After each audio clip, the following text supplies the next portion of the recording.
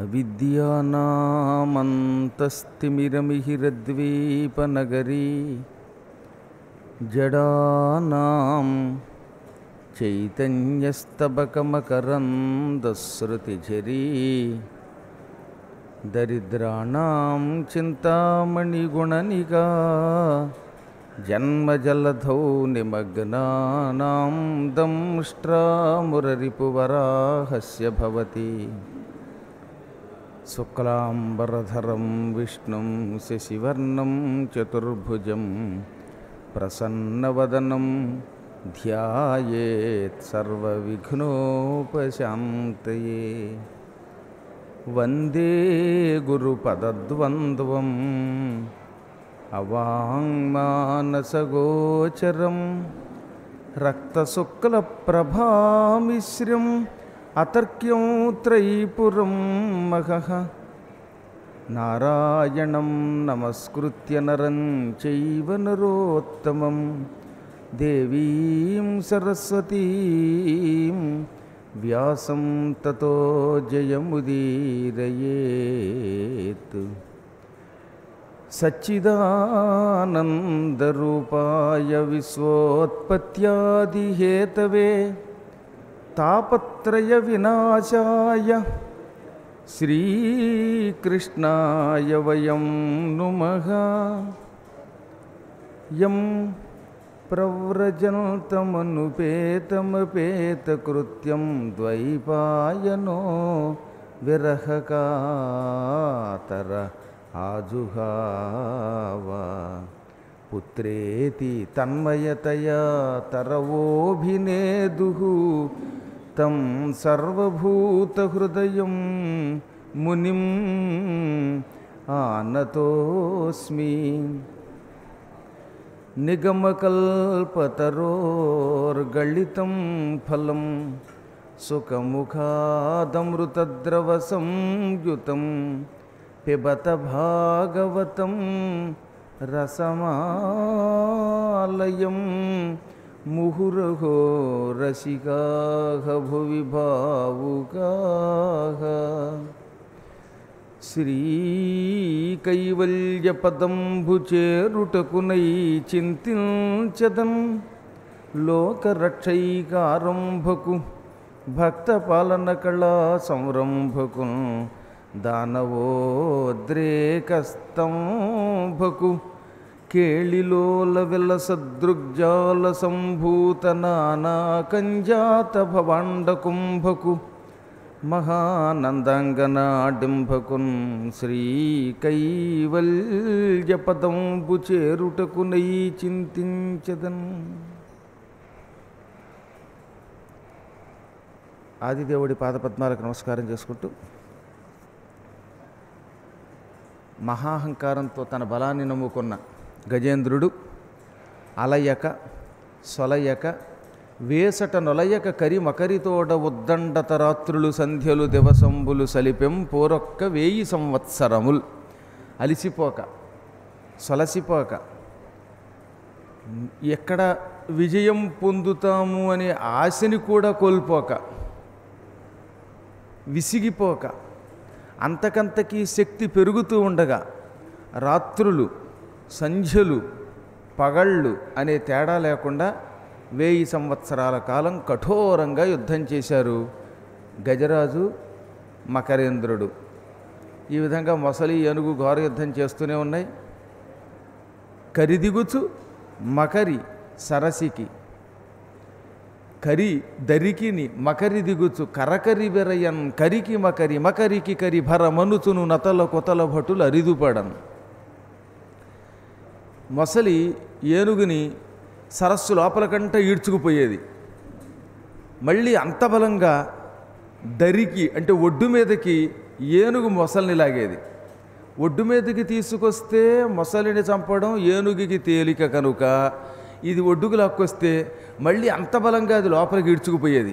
ఈ విధంగా ఇది వెనక్కి లాగడం, అది ముందుకు లాగడం, లాగానం పేకానం ఘోర యుద్ధం. ఈ రెండింటి యుద్ధం మధ్యలో ఈ భూమండలాన్ని మోస్తున్న అడుగున ఉన్న భటులందరూ అదిరిపోయే రకంగా అంత ఘోర యుద్ధం చేశాయి. అప్పుడప్పుడు ఏనుగు తన దంతాలతో పొడుస్తూ ఉంటే మొసలికి పైన ఉన్న చెప్పలన్నీ తప్పి పక్కకి ముక్కలు ముక్కలైపోయేది. పునుకలు పగిలిపోయాయి, నెత్తురు కారిపోతున్నది. అలా 1000 సంవత్సరాలు యుద్ధం ఆటోపంతో చేశాయి. ఇక్కడ ఒక చిన్న ఇబ్బంది ఏంటంటే ఏనుగేమో వనజంతువు, ఇది వనజంతువే మొసలి కూడా. ఒక వనమునకు అర్థం అడవి, రెండో వనమునకు అర్థం నీరు. అందుకే వనజ అంటే అర్థం ఏంటి? నీటిలోంచి పుట్టింది అని అర్థం అనమాట. అందుకే వాడికి వేసవకాలం కూడా చల్లగా ఉంటుంది. అసలు రహస్యం అది. వనము అంటే నీరు గనక అందులోంచి పుడుతుంది కనుక తామర పువ్వుని వనజము అంటారు. కాబట్టి మొసలి వనజంతువు అంటే నీటి జంతువు, ఏనుగు అది వనజంతువు. ఇక్కడ వనము అంటే అడవి. అడవుల్లో తిరిగేదానికి, అడవులలో అయితే యుద్ధానికి తగిన శక్తి ఉంటుంది, స్థానబలం. కానీ మొసలికి నిజంగా స్థానబలం ఉన్నది, నీటిలో ఉంది కనుక. నీటిలో ఉన్నంత వరకు మొసలికి ఉన్న శక్తి చాలా ఎక్కువ. నీటిలో ఉంటే ఏనుగుని చీల్చి చెండాడగలదు. అదే బయటకు వస్తే బక్క కుక్క చేత భంగపడుతుందని ఒక పద్యం ఉండనే ఉంది ఎలాగో మనకి. ఈ ఘోర యుద్ధం అలా సాగుతూ ఉంటే నీళ్లల్లోకి లాగి లాగి ఏనుగుకి ఉన్న ఈ కాళ్ళ వేళ్ళు ఉంటాయి, ఆ వేళ్ల దగ్గర చిల్లులు పొడిచి అందులోంచి నెత్తురు తాగడం మొదలెట్టింది మొసలి. దీనికి రక్తస్రావం అయిపోయి సున్నితమైన కాలిగోళ్ళు దెబ్బతినడం వల్ల అంతకంతకీ నీరసించిపోయింది. ఒకప్పుడు మంచి బలమైన ఏనుగులో ఉండే జంతువు క్రమంగా పీనుగులో అయిపోయిందనమాట పాపం. అందులో 1000 సంవత్సరాలు నీళ్లల్లో యుద్ధం చేయాలి. అదేమో దీని రక్తం తాగి బలిసిపోతున్నది. దీనికి నిద్ర లేదు, ఆహారం లేదు, స్థాన బలం కాదు. దాంతో క్రమంగా కృషించిపోయింది. పూర్ణిమ నాటి చంద్రబింబంలో ఉండే దాని ముఖం క్రమంగా అమావాస్య నాటి చంద్రరేఖలా అయిపోయిందనమాట. అప్పటికి విసిగి వేసారి ఓపిక పోయి ప్రాణాపాయ స్థితిలోకి వచ్చాక ఏం చెయ్యాలిరా బాబు అని అలమటించడం మొదలుపెట్టింది. ఓపిక పోయాక అప్పుడు గుర్తుకొస్తాడు భగవంతుడు ఎప్పుడైనా సరే. జీవనంబు తనకు జీవనంబైయుంట అలవు బలమునంతకంతకెక్కి మకరమొప్పే.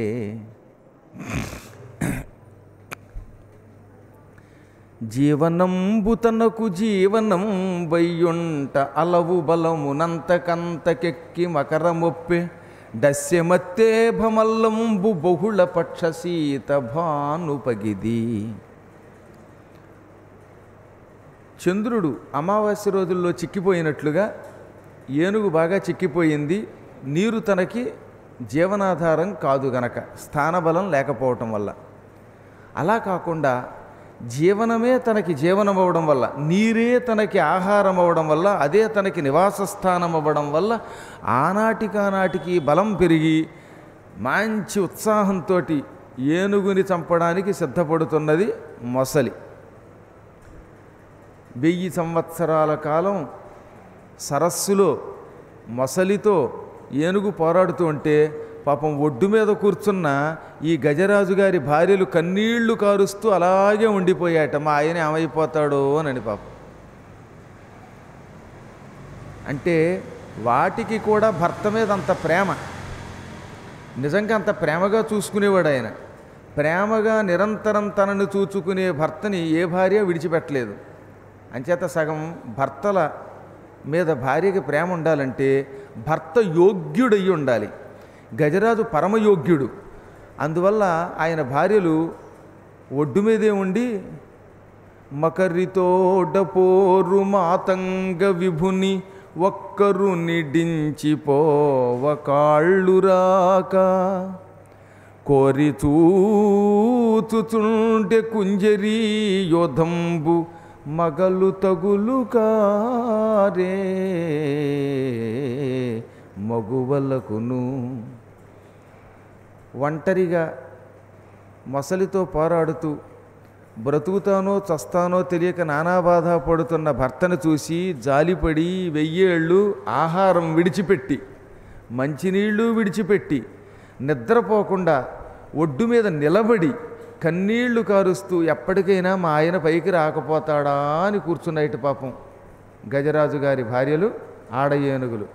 అంచేత బంధం ఎంత గొప్పదో జంతువులు కూడా నిరూపించాయి.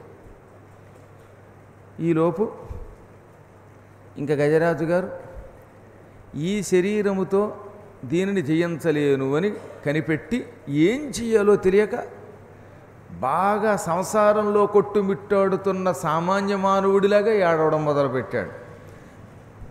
ఒక ఆయన వివాహం చేసుకొని సంసారంలో అడుగుపెట్టాడు. క్రమంగా పిల్లలు పెరిగారు. వీడికి దమ్మిడి సంపాదన లేదు.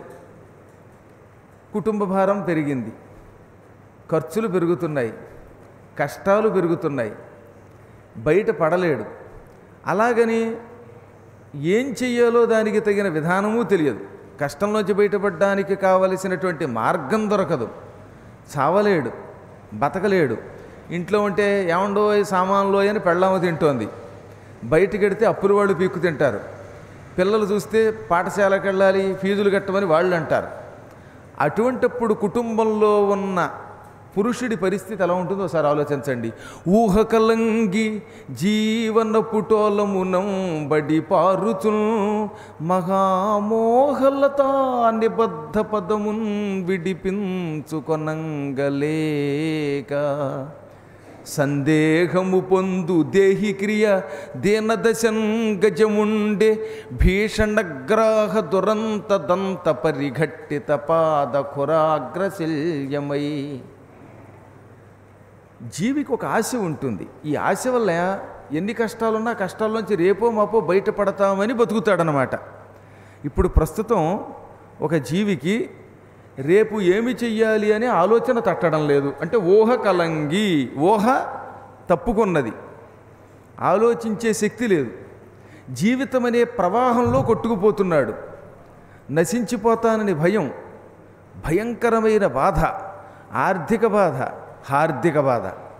అయినా బయటపడలేకపోయినా ఇందులోనే ఎందుకుంటాట అంటే ఇవాళ కాకపోతే రేపైనా నా జీవితం మారకపోతుందా, నా అదృష్టం తిరగకపోతుందా, సంపదలు రాకపోతాయా, మళ్ళీ ఈ కష్టాల్లోంచి బయటపడకపోతానా అనే ఆశ వల్ల బతుకుతున్నాడు.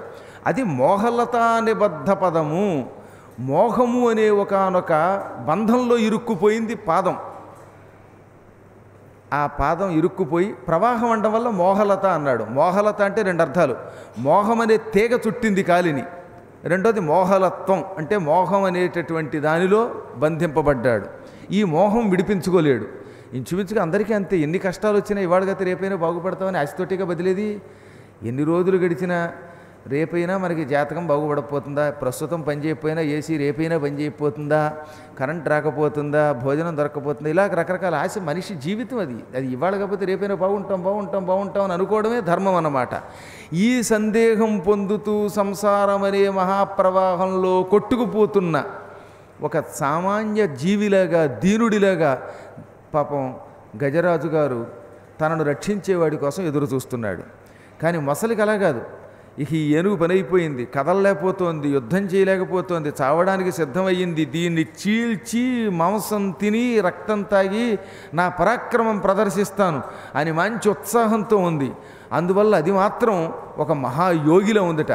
వీడు దీనుడు, అది యోగి. పోతన గారు ఏం పోల్చినా చిన్న చితక పోలికలు పెట్టడు ఆయన. వీడేమో సంసారంలో ఉన్న జీవి, సంసార బంధంలో కొట్టుకుపోతున్న జీవి గజరాజు గారు. వాడలా ఉన్నట్ట హఠయోగము చేసే యోగి వలె ఉన్నట్ట మకరేంద్రుడన్నమాట. ఈ ఏనుగుని పట్టుకున్నాను, దీన్ని ఏమైనా చంపగలను, విజయం నాదే, ఈ ఉత్సాహం ఉన్నది. పైగా కాళ్ళు గట్టిగా పట్టుకునేటప్పుడు మొసళ్ళు ఏం చేస్తాయంటే ముందు కాళ్ళు బాగా నొక్కి నీళ్లలో దాని ముందు ఎదురుపాదం పట్టుకొని నోటితోటి గట్టిగా కొరికి లోపలికి ఈడుస్తోంది. మీరు చూశారు లేదు, ఎప్పుడన్నా తాడులోగుడు పోటీలను ఉంటాయి. అందులో తాడు లాగేవాడు ఏం చేస్తాడు, కాళ్ళు నేల మీద గట్టిగా నొక్కి హుమ్మని గాలి పీల్చుకుంటాడు. ఈ విధంగా గాలిని లోపలికి పూరించి ఆ తర్వాత దాన్ని కుంభించి అవతల వాడిని లాగడానికి ప్రయత్నిస్తాడు. ఇప్పుడు ఈయన కూడా పూరకము, రేచకము, కుంభకము అని పిలువబడేటటువంటి 3 విధములైన ప్రాణాయామ ప్రక్రియతో ఉన్న ఒకానొక యోగిలో ఉన్నట్ట.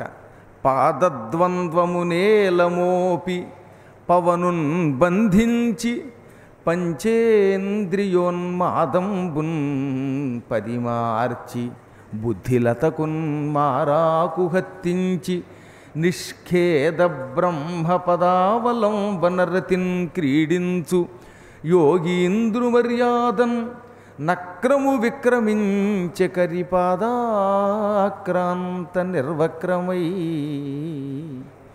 ముందు కాళ్ళు నేల మీద మోపి గాలిని లోపల బంధించి జ్ఞానమనే ఆకుకి మారాకు హత్తించి దుఃఖాన్ని విడిచిపెట్టి ఎప్పుడూ పరబ్రహ్మానందం పొందే ఒకానొక యోగిలాగా, హఠయోగిలాగా ఏనుగనే దానిని బంధించాను, దానిని చంపి దాని రక్తమాంసాలన్నీ స్వీకరిస్తాననే ఉత్సాహంతో గజరాజు గారిని చూస్తూ ఇంకా ఇంకా పొంగిపోతున్నాడు మకరేంద్రుడు.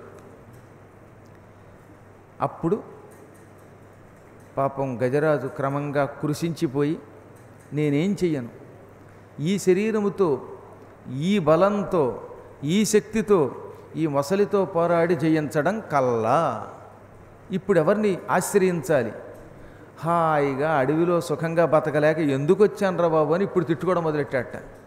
ఒక్కొక్కప్పుడు కష్టం కలిగితే ప్రతి జీవి అలాగే అనుకుంటాడు, సుఖంగా ఇంట్లో పడి ఉండలేక ఎందుకురా బయటకు వచ్చాను రా బాబు అనుకుంటాడే. అలా పాపం ఈయన కూడా నానానేక పయూథముల్ వనములోనన్ పెద్ద కాలంబు సన్మానింపన్ దశలక్ష కోటి కరిణీనాథుండనయ్యుండి మద్దానాంభః పరిపుష్ట చందనలతాంతఛాయలందుండలేక ఈ నీరాశ ఇటేల వచ్చితి భయం బెట్లో కదే ఈశ్వరా.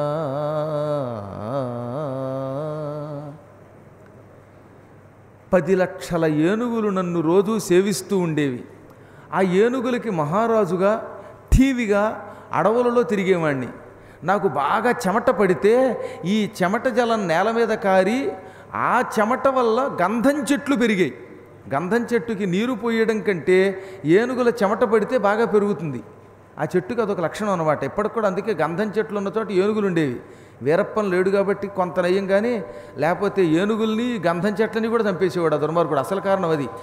గంధపు చెట్టుకి ఉన్న గొప్పతనం ఏమిటంటే ఏనుగు కుంభస్థలం నుంచో గండస్థలం నుంచో వచ్చే ఈ మదజలాన్ని, ఈ చెమటని పీల్చుకుని పెద్ద మాను కట్టి అలా పెరుగుతాయి అన్నమాట. ఇప్పుడు ఈ గజరాజు ఏమనుకుంటున్నాడు, కొన్ని లక్షల ఏనుగులు నన్ను సేవిస్తూ ఉండగా నా చెమట జలంతో బాగా పెరిగిన గంధం చెట్ల నీడలో వేసవికాలంలో హాయిగా చల్లగా విశ్రాంతి తీసుకోక నీటి మీద ఆశ కొద్దీ ఈ దూరం ఎందుకు వచ్చాను, వచ్చిన వాడిని మంచినీళ్లు దొరకగానే తాగిపోక జలక్రీడలాడాలని ఎందుకు అనుకున్నాను. జలక్రీడలాడితే మాత్రం నా కర్మయోగం వల్ల ఈ మొసలి పట్టుకోవాలా, ఈ మొసలి నన్ను పట్టి పాదాలని పీల్చేస్తోంది రక్తాన్ని, ఇప్పుడు నేను ఎలా బయటపడతాను, నన్ను రక్షించే పరమాత్ముడెవడు అని చివరికి నిర్గుణ పరబ్రహ్మాన్ని ఆశ్రయించాడు ఆయన. ఇందులో ఉన్న గొప్పతనం ఏమిటంటే గజేంద్ర మోక్షంలో విష్ణువు అని పిలవలేదు, కృష్ణుడు అనలేదు, శివుడు అనలేదు, బ్రహ్మ అనలేదు, ఇంద్రుడు అనలేదు, ఎవ్వరి పేరు ఎత్తలేదు. ఎత్తకుండా అంతటా వ్యాపించిన పరమాత్ముడు రక్షించుగాక అన్నాడు. తెలియకుండానే అతనికి కొంత గొప్ప జ్ఞానం వచ్చిందనమాట కష్టంలో కూడా. ఎవ్వని చే జనించు జగము ఎవ్వని లోపల నుండు లీనమై ఎవ్వని యందుడిల్దు పరమేశ్వరుడెవ్వడు మూల కారణం బెవ్వడనాది మధ్యలయుడెవ్వడు సర్వము తానయైన వాడెవ్వడు వాని ఆత్మభవు ఈశ్వరునే శరణంబు వేడెదన్. ఈ చరాచర జగత్తంతా ఎవడి వల్ల సృష్టింపబడుతున్నదో వాడికి నమస్కారం, అంటే సృష్టికర్తకి నమస్కారం.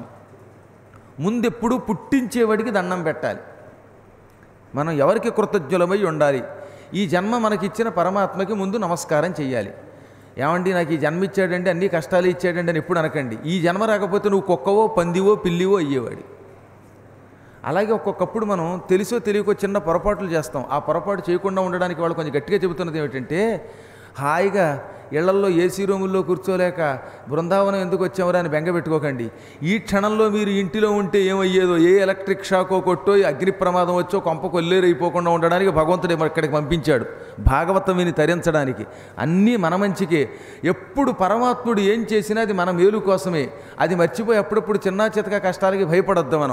మనం ఎవరం పరమాత్ముడు పెట్టిన పరీక్షలో నెగ్గి మోక్షం పొందాలనుకోవాలి తప్ప ఈ బోడి చిన్న చిన్న విషయాలకి మనం కంగారు పడతామా? పడం. చప్పట్లు గట్టి కొట్టాలి ఇప్పుడు నచ్చితే.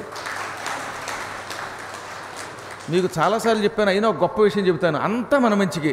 దానివల్ల వచ్చే లాభం ఏమిటో తర్వాత తెలుస్తుంది. ఓ మహారాజు గారు ఉండేవారు. ఆ మహారాజు గారికి పక్కన ఎప్పుడూ మంత్రి గారు ఉండేవారట. ఈ మంత్రి అస్తమాటు కూడా ఏం జరిగినా అంతా మన మంచికే మహారాజా అనేవాడు. ఓసారి మహారాజు గారు కత్తి తీసుకుని పళ్ళు కోసుకుంటూ ఉంటే ఆయన వేలు కటిక్కిన తెక్కి కింద పడిపోయింది. వేలు ఊడిపోయింది. వేలు ఊడిపోగానే రాజుగారు బాబోయ్ బాబోయ్ అని ఏడుస్తుంటే అంతా మన మంచికే మహారాజా అన్నారు మంత్రి గారు. దాంతో రాజుగారి ఒళ్ళు మండిపోయింది. నా వేలు తెగి నేను ఏడుస్తూ అంటే అంతా మన మంచిగా అంటావా? ఎవరక్కడ? ఈ మంత్రి కాదు, ఉట్టి కంత్రి, వీడిని తీసుకెళ్ళి చెరసాల్లో పారేయండి అన్నాడు. రాజుగారి ఆజ్ఞవగానే మంత్రి గారిని జైల్లో పెట్టారు. పెట్టగానే కూడా మంత్రి గారు అంతా మన మంచికే మహారాజా అన్నట్ట. ఆ మంచి ఏదో లోపల అనుభవించన్నాడు రాజుగారు.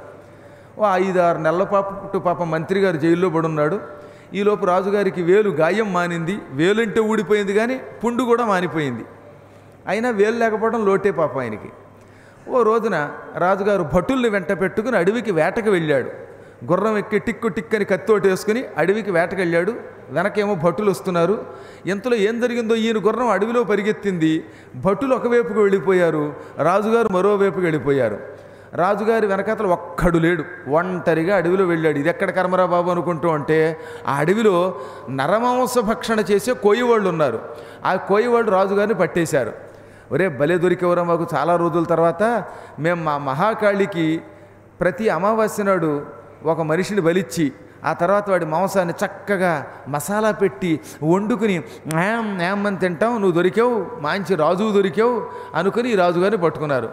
ఇంత మహారాజుని చివరికి అడవికి వేటకొచ్చి దరిద్రం కాకపోతే ఈ నరభక్షకులకి దొరికిపోయాను. తెల్లారితే నరికేస్తారు, వేడి వేడి నీళ్లలో ఉడకబెట్టి చర్మం తీసేస్తారు, ఆ తర్వాత మంచి మసాలా దినుసులు వేసి బాగా కైమా కొట్టి మరీ వండేస్తారు. ఆదివారం రాగానే చూశారో లేదో ఓ పచ్చి తొరకాడు ఒకడు ఉంటాడు, అవి ఏలూరు దగ్గర కనపడతాడు, ఆ సెంటర్లో అనమాట. వాడు దొంగ ఉంటుంది, ఆ దొంగ మీద మాంసాన్ని వేసి కొట్టి కొట్టి కొట్టి వీడు దుంపదగా వాడిని యమధర్మరాజు ఎప్పుడు కొడతాడా అని నాకు కసి అనమాట. లోపల వాడిని చూసినప్పుడల్లా నాకు అవకాశం లేదు కానీ ఆ కత్తితో వాడిని అలా బాధాలనిపిస్తుంది. అలాగా మాంసం కొట్టి తినేస్తారు వీళ్ళు నన్ను, నా బతుకు అయిపోయింది అనుకున్నాడు పాపం. సరే ఆ రాత్రి జైల్లో ఏడుస్తూ కూర్చున్నాడు. పొద్దున్నే వీడికి మంగళస్నానం చేయించారు. బలిచ్చే ముందు మెడలో వేపదండ, వేపాకుల దండ, గన్నేరు పూల దండ అన్నీ వేసి ఒళ్ళంతా పన్నీరు కూడా కొట్టారు. వీడు కన్నీరు గారుస్తూ ఉంటే ఆ తర్వాత ఇంత బొట్టు పెట్టారు. ఇక వజ్రస్థానానికి తీసుకొచ్చారు, బలిపీఠం మీద పడుకోబెట్టారు. ఒక్క దెబ్బగా నరికేయాలి. వాడిని ఇలా పడుకోబెట్టారు. అప్పుడు చూశాడు ఒకడు, వాడు వేలు లేదు. ఒరే ఆపేయండిరా అన్నట్ట. వెంటనే ఏమిటన్నాడు కోయదొర, వీడికి వేలు లేదు, వికలాంగులు బలికి పనికిరారు. ఎప్పుడు వాళ్ళు పొరపాటు కూడా కాలో చెయ్యో వేలో లేకపోతే అటువంటి వికలాంగుడిని బలివ్వరు. అందుకని ఆ గణనాచారి లేచి ఎంత పొరపాటు జరిగిపోయింది, పొరపాటును వీడిని బలిచ్చుంటే అమ్మవారు మనల్ని శపించేది, అవయవాలు లేని వాడిని మనం బలివ్వకూడదు కదా అని ఆ రాజుగారిని లేపి, ఎరా దరిద్రుడు నువ్వెక్కడ దొరికేవరా మాకు, హాయిగా చక్కగా బలిచ్చి మాంసం తిందాం అనుకున్నాం, వికలాంగుడు అని ముందే చెప్పి చావచ్చు కదా అని బొక్క మీద 2 పోట్లు పొడిచి వదిలేశారు. పొడిస్తే పొడిచారు కానీ నన్ను వదిలేశారని రాజుగారు ఆనందపడిపోయి, ఆహా మంత్రి, తెలియక నిన్ను కంత్రి అనుకున్నాను, నువ్వు చెప్పినట్టే అంతా మన మంచికే, ఈ వేలే తెగి ఉండకపోతే నా పేక తెగిపోయేది, నాకు మహాజాతకం ఇచ్చావు అని ఆనందపడిపోయి మంత్రిని బాగా పొగుడుకుని మొత్తం మీద అక్కడి నుంచి బయటకు వచ్చాడు. బతికి బట్ట కట్టాడు. కొంత దూరం వెళ్ళాక భటులు వెతుక్కుంటూ వచ్చారు. ఆ భటులతో కలిసి తిరిగి రాజ్యానికి వెళ్ళిపోయాడు. వెళ్ళగానే ముందు చెరసాలలో నుంచి మంత్రి గారిని బయటికి తీసుకురండి అన్నాడు ఆయన. అంతా ఆయన ఆజ్ఞ ప్రకారమే జరిగింది. మంత్రి గారు బయటకు వచ్చాడు. రాగానే 2 చేతులు పుచ్చుకుని, మంత్రి నన్ను క్షమించు, నిన్ను అనవసరంగా 6 నెలల పాటు చెరసాల్లో పెట్టి ఏడిపించాను, నువ్వు చెప్పింది నిజం, ఆ వేలే తెగకపోతే పేకపోయేది అని కథ అంతా చెప్పాడు. అప్పుడు మంత్రి, ఇది కూడా మన మంచికే మహారాజా అన్నాడు. నిన్ను 6 నెలలు జైల్లో పెట్టానది పొరపాటున ఏడుస్తుంటే మన మంచిగా అంటావేమిటంటే, అవునండి, మనం ఎప్పుడు వేటకు వెళ్ళినా మనిద్దరం ఒకే గుర్రం మీద వెళ్ళేవాళ్ళం, నీకు వేలు లేదు కనుక నిన్ను వదిలేరు, నీ కూడా వచ్చుంటే నన్ను వేసేసేవారు, జైల్లో పెట్టి నన్ను బతికించావు మహారాజా అన్నట్టు ఆయన. అందువల్ల అంతా మన మంచికే. కాబట్టి హాయిగా బృందావనం వచ్చే శుభ్రంగా భాగవతం వినండి. మాట వరసకు కూడా దిక్కుమాలిన కరెంటు గురించి వదిలేయండి, ఏసీ గురించి వదిలేయండి. ఏసీ లేదు, బీసీ లేదు, ఓసీ లేదు, అంతా ఒకటే. పరమేశ్వరుడు ఎంతో అనుగ్రహించి మనల్ని రక్షించాడని గ్రహిద్దాం అనమాట. గ్యారంటీగా మీకు ఇది నచ్చింది కాబట్టి చప్పట్లు అంత బాగా కట్టారు, అవునా? పరమేశ్వరుడు లీలలు ఎప్పుడూ అన్నీ మనకి మేలు చెయ్యడం కోసమే. ఎక్కడో మనం చేసిన మహాపాపాలు ఉంటాయి, ఆ పాపాలు పోవాలి. ఏమండి, ఎప్పుడు ఏ జన్మలో ఏ డ్యూటీలో ఏం చేసామో అవన్నీ దెబ్బతో టూటీ ఫ్రూటీ అయిపోయాయి. అందువల్ల మరొక్కసారి వాసుదేవ గోవింద హరిగోవింద. ఇప్పుడు ఈయన అనుకుంటున్నాడు అనమాట, పాపం, అయ్యో నన్ను ఎవరు రక్షిస్తారు? నన్ను సృష్టించినటువంటి ఆ పరమాత్మకి నమస్కారం. ఎవడి వల్ల మనకి సృష్టి జరిగిందో వాడికి నమస్కారం. ఇదంతా అందుకు చెబుతున్నాను. సృష్టికర్తకి నమస్కారం చేసే ముందు ఒక్కొక్కడు ఏమనుకుంటాడంటే, నాకేదో అన్యాయం జరిగిపోయింది, నాకు ఇలా సృష్టి కాకుండా అలా చేస్తే బాగుండు. ఎవడికి వాడే. ఒకడంటాడు పద్మాకర్ గారిలా జన్మెత్తితే బాగుండు అంటాడు. నా కష్టాలు ఏమిటో మీకేం తెలుసు? సీత కష్టాలు సీతవి, పేద కష్టాలు పేతవి. బయట వాళ్ళందరూ పొగుడుతున్నారు, ఏదో శాలువాలు పడిపోతున్నాయి, పౌరాణికుడు గొప్పవాడు అమెరికా తిరుగుతున్నాడు అని అనుకోకండి. ప్రతి జీవికి దేవుడి కష్టాలు దేవుడికి ఉంటాయి, జీవుడి కష్టాలు జీవుడికి ఉంటాయి. కాబట్టి నాకు అప్పుడప్పుడు ఏమనిపిస్తుందంటే, హాయిగా పార్థసారథి గారు రిటైర్ అయిపోయి సుఖంగా పెన్షన్ వచ్చుకుంటున్నాడు, టెన్షన్గా నెలకింత పింఛన్ వస్తుంది, ఒక్క ముక్క ఆయన అనేవాడు ఉండడు, ఆయనకి వేళకి తిండి దొరుకుతుంది, ఇలా తిరగక్కర్లేదు, కావాలంటే తిరగచ్చు లేకపోతే పడుకోవచ్చు. ఇప్పుడు ఈయనున్నారు, ఈ ఋత్విక్కులు ఉన్నారు అనుకోండి, పారాయణ చేయడం ఇష్టం లేకపోతే లోపలికి వెళ్ళి పడుకుంటారు, నాకు కుదరదుగా. కాబట్టి అందరికీ వాడికి తగిన కష్టం వాడికి ఉంటుంది. కాకపోతే సాధన వల్ల వీడు మహాయోగి అవుతాడు. నాది యోగత్వం, నేను తలుచుకుంటే పరమేశ్వరుడు ఆ క్షణమే కళ్ళ ముందు కనబడతాడు. అదొక రహస్యం మీకు చెబుతున్నాను. నేను నిజంగా లౌకికం కోరుకుంటే ఈ క్షణమే నాకు బృందావనం అంతా రాసిమ్మన్న రాసిస్తాడు. కానీ మేము కోరుకోకూడదు, అందువల్ల మేము దేన్ని కోరుకోం. ఇంత బతికి ఇంత సాధన చేసి ఇంత భాగవతం చెప్పి కేవలం కరెంటు కోరుకుంటాటండి ఎవడన్నా? అందువల్ల వీటిని అనుభవిస్తాం తప్ప, లేకపోతే రామకృష్ణ పరమహంస గొంతుకులో క్యాన్సర్తో పోవడం ఏమిటి, భగవాన్ రమణ మహర్షి కూడా పుండుతో చచ్చిపోవడం ఏమిటి, వాళ్ళు తలుచుకుంటే అవి నిమిషాల్లో పోతాయి. కానీ జ్ఞానులు ఎప్పుడూ లౌకికమైన వస్తువులకి ప్రాధాన్యం ఎవరు. అందరిలాగే ఉష్షు అని ఏడుస్తారు, పక్కవాడు వీడు ఏడుస్తున్నాడు పిచ్చాడు అనుకుంటారు తప్ప ఇది ఏడవడం కాదు. ఇది ఒక మహాసాధన. సామాన్య మానవునిలాగా నటించడమే మహాత్ముల లక్షణం అంటే. అంతే తప్ప లౌకిక ప్రపంచాన్ని ఈ సాధనతో కోరుకోకూడదు. మనం శ్రీ కైవల్య పదమే కోరుకోవటం లేదు. పరమాత్మ నువ్వు ఏమి చేస్తే అది చెయ్యి అని ఆయనకు అప్పగించాలి. ఆది శంకరాచార్యులు వారు ఏమన్నారు, నాకు ఇది కావాలని కోరుకోలేదు, యథాయోగ్యం తథా కురు, నేను దేనికి అర్హుడనో అది నాకు ఇయ్యి, నా అర్హతని నువ్వే నిర్ణయించు, నీ మీద భారం పెట్టాను, పాలల్లో ముంచుతావో నీటిలో ముంచుతావో భారం నీదే అంటే ఎప్పుడు మనకి ఏది ఇవ్వాలో అది ఇస్తాడు ఆయన. మీరు చూడండి, ఎంత కష్టం ఉన్న వేళకి మాత్రం ఏదో ఒకటి ఇస్తూనే ఉంటాడు ఆయన. సుఖంలో దుఃఖం, దుఃఖంలో సుఖం, ఈ అన్నిటికీ అతీతమే జ్ఞానం అంటే. అందుకని ముందు సృష్టికర్తని, నాకు ఈ శరీరం ఇచ్చావు, ఈ జన్మలో ఈ విశేషాలు ఇచ్చావు కాబట్టి నేను నీకెప్పుడూ కృతజ్ఞుణ్ణి అని ముందు సృష్టికర్తకి నమస్కరించాలి. ఆ తర్వాత పోషించేవాడికి నమస్కరించాలి. రాముడు ఎందుకు గొప్పవాడు అంటే, రాముడు ఎవడైనా జీవితంలో ఒక్కసారి మంచినీళ్ళు ఇస్తే యావజ్జీవితం పొగిడేట. ఫలానా గుహుడు నాకు మంచినీళ్ళు ఇచ్చాడు, నాకు కందమూల ఫలాలు ఇచ్చాడు, నన్ను పడవ ఎక్కించుకుని గంగానది దాటించాడు అని ఎప్పుడూ రాముడు గుహుడిని పొగుడుతూనే ఉండేవాడు. ఎప్పుడో ఒక్క దుంప పెట్టిందని శబరిని పొగిడాడు. కానీ మానవులు ఏం చేస్తారు, ఎన్ని పెట్టనివ్వండి, ఒక్కరోజు కొంచెం కష్టం వస్తే ఎంతకాలం చేసిన మంచంతా మర్చిపోయి ఈ చెడ్డని తలుచుకుంటారు. అది పరమదోషం. కాబట్టి ఈ రోజు నుంచి మనం చేయవలసింది ఏమిటి, ఎవడన్నా మనకి ఇంత ఉపకారం చేస్తే గుర్తుపెట్టుకోండి, అపకారం చేస్తే మర్చిపోండి. ఉపకారం చేయటువంటి ఇంత పోషణ ఇవ్వడమే, ఆ పోషణ ఇచ్చిన వాడికి యావజ్జీవితం కృతజ్ఞులమై ఉండాలి. అందువల్ల సృష్టికర్తకి, సృష్టి భర్తకి, తర్వాత మూడోది సృష్టి హర్తకి, మనల్ని సంహారం చేసి పట్టుకుపోయేవాడికి, ఈ ముగ్గురికి నమస్కరించాలి. అదన్నమాట ఈ పద్యంలో. ఎవ్వని చే జనించు జగము, ఎవ్వని లోపల నుండు లేనమై, ఎవ్వని యందుడిందు పరమేశ్వరుడెవ్వడు. వీటన్నిటికీ అతీతమైన పరబ్రహ్మం ఎవరో అంటే, త్రిమూర్తులకు అతీతుడైన పరబ్రహ్మ ఎవడో అతడికి నమస్కారం.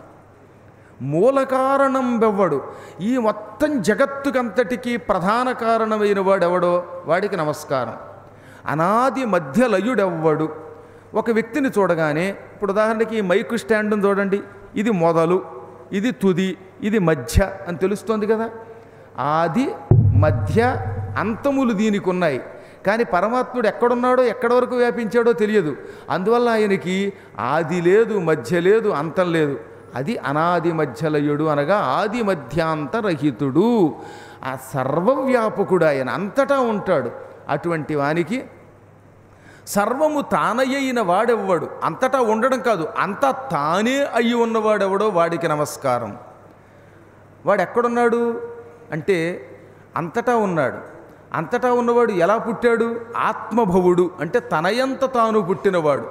ఆత్మభవుడన్నా స్వయంభూ అన్నా తన ఎంత తాను ఎవరి సహకారము లేకుండా పుట్టినవాడు. ఆయన ఎవరూ సృష్టించలేదు, తానే తన శక్తితో ఒక రూపం ధరించాడు, ఆ రూపాన్ని విడిచిపెడతాడు.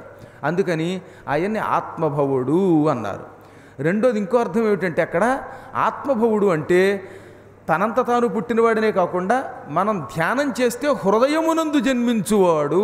మనం ఎప్పుడైనా కళ్ళు మూసుకుంటే ఎక్కడికి వెళ్ళక్కర్లా, ఇక్కడే కనపడతాడు ఆయన, హృదయస్థుడై ఉంటాడు.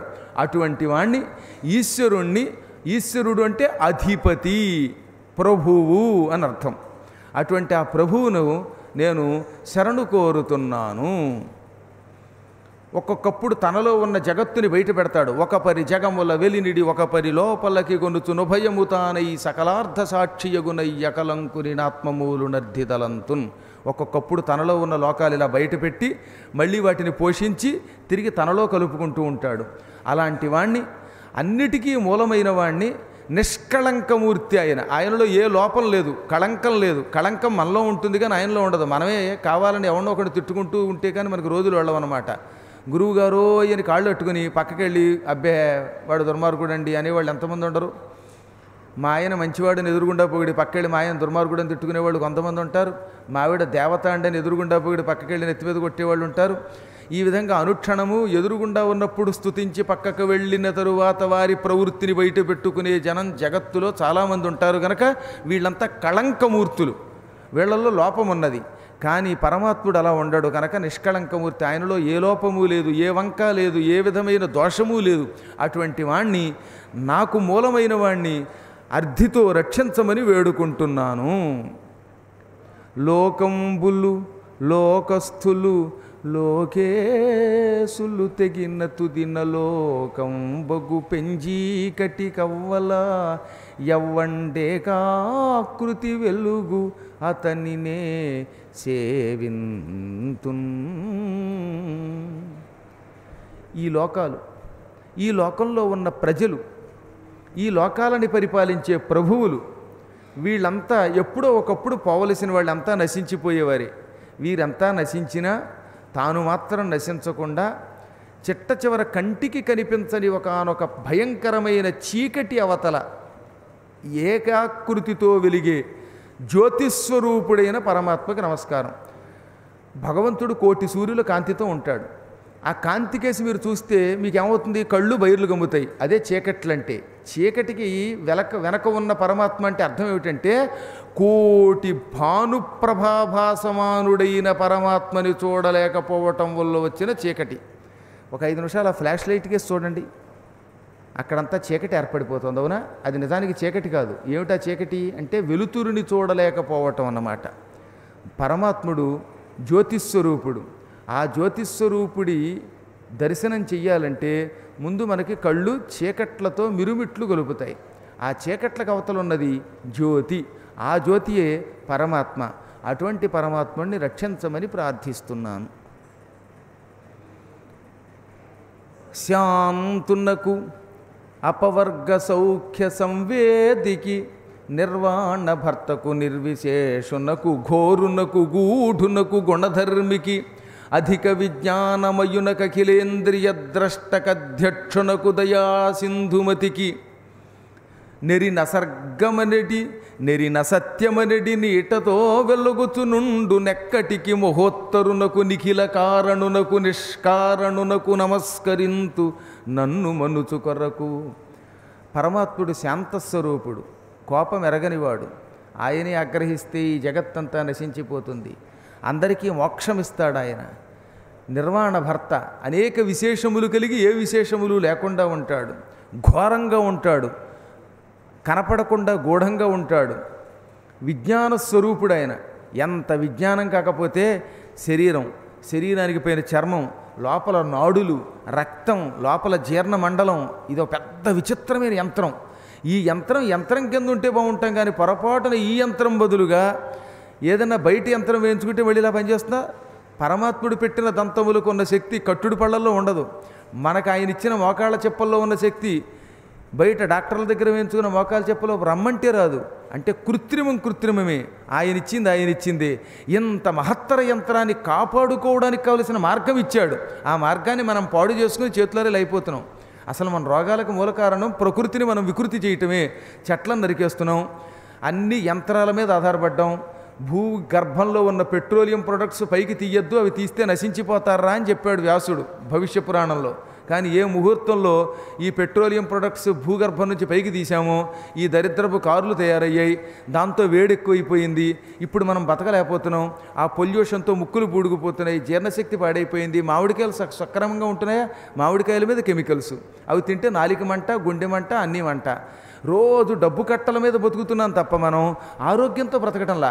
ఈ విధంగా ప్రకృతిని వికృతి చేసుకుంటున్నాం. అసలు ప్రకృతి స్వరూపం ఒక మహా అద్భుతమైన విజ్ఞాన శాస్త్రం. ఆ విజ్ఞానమయున గురించి నమస్కారం చేస్తున్నాను. అధిక విజ్ఞానమయునకు, అఖిలేంద్రియ ద్రష్ట ఆయన, అన్ని ఇంద్రియాలని చూస్తాడు ఆయన. అటువంటి వానికి, దయాసింధుమతికి, బహుక్షేత్రజ్ఞునకు, క్షేత్రం అంటే శరీరం, ఈ శరీరములన్నిటిలోనూ ఉంటాడు ఆయన, ఒక శరీరంలో కాదు. అందుకే పరమాత్ముడు కానివాడు ఎవడు అంటే ఎవడు లేడు. ఈ శరీరంలో ప్రవేశించాక వికారముల వల్ల మనం ఇష్టం వచ్చినట్టు ప్రవర్తిస్తున్నాం తప్ప, చీమ మొదలుకొని పరమాత్మ వరకు, గడ్డి పరక మొదలుకొని స్తంభం వరకు అన్నీ ఆ భగవంతుని యొక్క గుణగణములతో కూడినవే. అన్నిటిల్లో పరమాత్మ ఉన్నాడు. అటువంటి కరుణాసముద్రునికి, నిర్వికారుడికి నన్ను రక్షించమని భక్తితో నమస్కరిస్తున్నాను. మనం పాపం కాని పుణ్యం కాని చేస్తే మళ్ళీ మనకి జన్మ వస్తుంది. అది పాపం అవ్వనివ్వండి, పుణ్యం అవ్వనివ్వండి. పాపకర్మ చేస్తే నీచమైన జన్మ వస్తుంది, దరిద్రపు జన్మ, సుఖం లేని జన్మ, ఏ జీవితం అంతా నానా బాధలు, రోగాలు, వీటితో తీసుకుపోతాం. అదే పుణ్యం చేసుకుంటే పవిత్ర జన్మ వస్తుంది. ఆ జన్మలో హాయిగా కీర్తి వస్తుంది, సుఖంగా ఉండొచ్చు, భగవద్ ధ్యానం చేయొచ్చు. ఇలా భాగవత గాథలు బృందావనం వంటి క్షేత్రాలకు వెళ్ళి వినవచ్చు. ఇది పుణ్యజన్మ, అది పాపపు జన్మ. అంటే మొత్తం మీద పాపం చేసినా జన్మ వచ్చింది, పుణ్యము చేసినా జన్మ వచ్చింది. ఈ రెండూ పోతే మోక్షం వస్తుంది. అందుకని జ్ఞానులు ఏం చేస్తారు? తమ యోగశక్తితోటి అగ్నిని పుట్టించి ఈ యోగాగ్ని చేత కర్మలన్నిటినీ నాశనం చేస్తారు. ఇంక వాళ్ళకి పాపము వద్దు, పుణ్యము వద్దు. తెలుసో తెలియకో నాకు పుణ్యం రావాలి, ధర్మార్థ కామ మోక్ష చతుర్విధో చాంతాడంత సంకల్పం చెప్పుకొని ఇవన్నీ రావాలని కోరుకుంటున్నాం. మనం కోరుకోవటం వల్ల ఏమవుతుంది? మళ్ళీ ఓ జన్మ వస్తుంది. ఈ జన్మ మొత్తం పోవాలంటే అప్పుడు ఏం చేయాలన్నమాట? ఏం పని చేసినా కృష్ణార్పణమస్తు.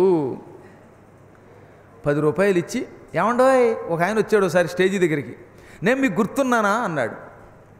ఎవరు బాబు తమరన్నాను. నేనప్పుడు 1998లో కాశీ వచ్చినప్పుడు మీ వెనకాతలు నిలబడి మీకు 2 రూపాయలు చేతిలో పెట్టానే ఆయన్ని నేనన్నాడు. 1998లో 2 రూపాయలు చేతిలో పెట్టినవాడు. అది అంటే ఇంకా ఎంతకాలం గుర్తుపెట్టుకున్నాడో ఆలోచించండి పాపం. ఏమిటి దానివల్ల? ఈ చేత్తో చేస్తే ఈ చేతికి తెలియకూడదు, గుర్తుపెట్టుకోండి. 10 సార్లు అనౌన్స్మెంట్ చేయకండి. ఫలానా దెబ్బయ్య గారి కొడుకు, పెంటయ్య గారి మనవడు, ఫలానా కిష్టయ్య 2 రూపాయలు దానం అని వేయించుకుంటే ఏ ఉపయోగం లేదు.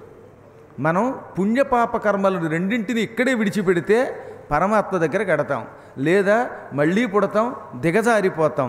అందుకే యోగము అగ్ని. ఈ అగ్నితో కర్మలని నాశనం చేసేయాలి. అన్ని పాపపుణ్యాలను ఇక్కడే తగలబెట్టేయాలి. అప్పుడు హాయిగా వెళ్ళిపోతాం. ఇక్కడ ఏమంటున్నాడు గజరాజు? యోగాగ్ని దగ్ధ కర్ములు యోగీశ్వరులే మహాత్మునుండెరుగక సద్యోగ విభావిత మనముల బాగుగ వీక్షింతురట్టి పరము భజింతున్.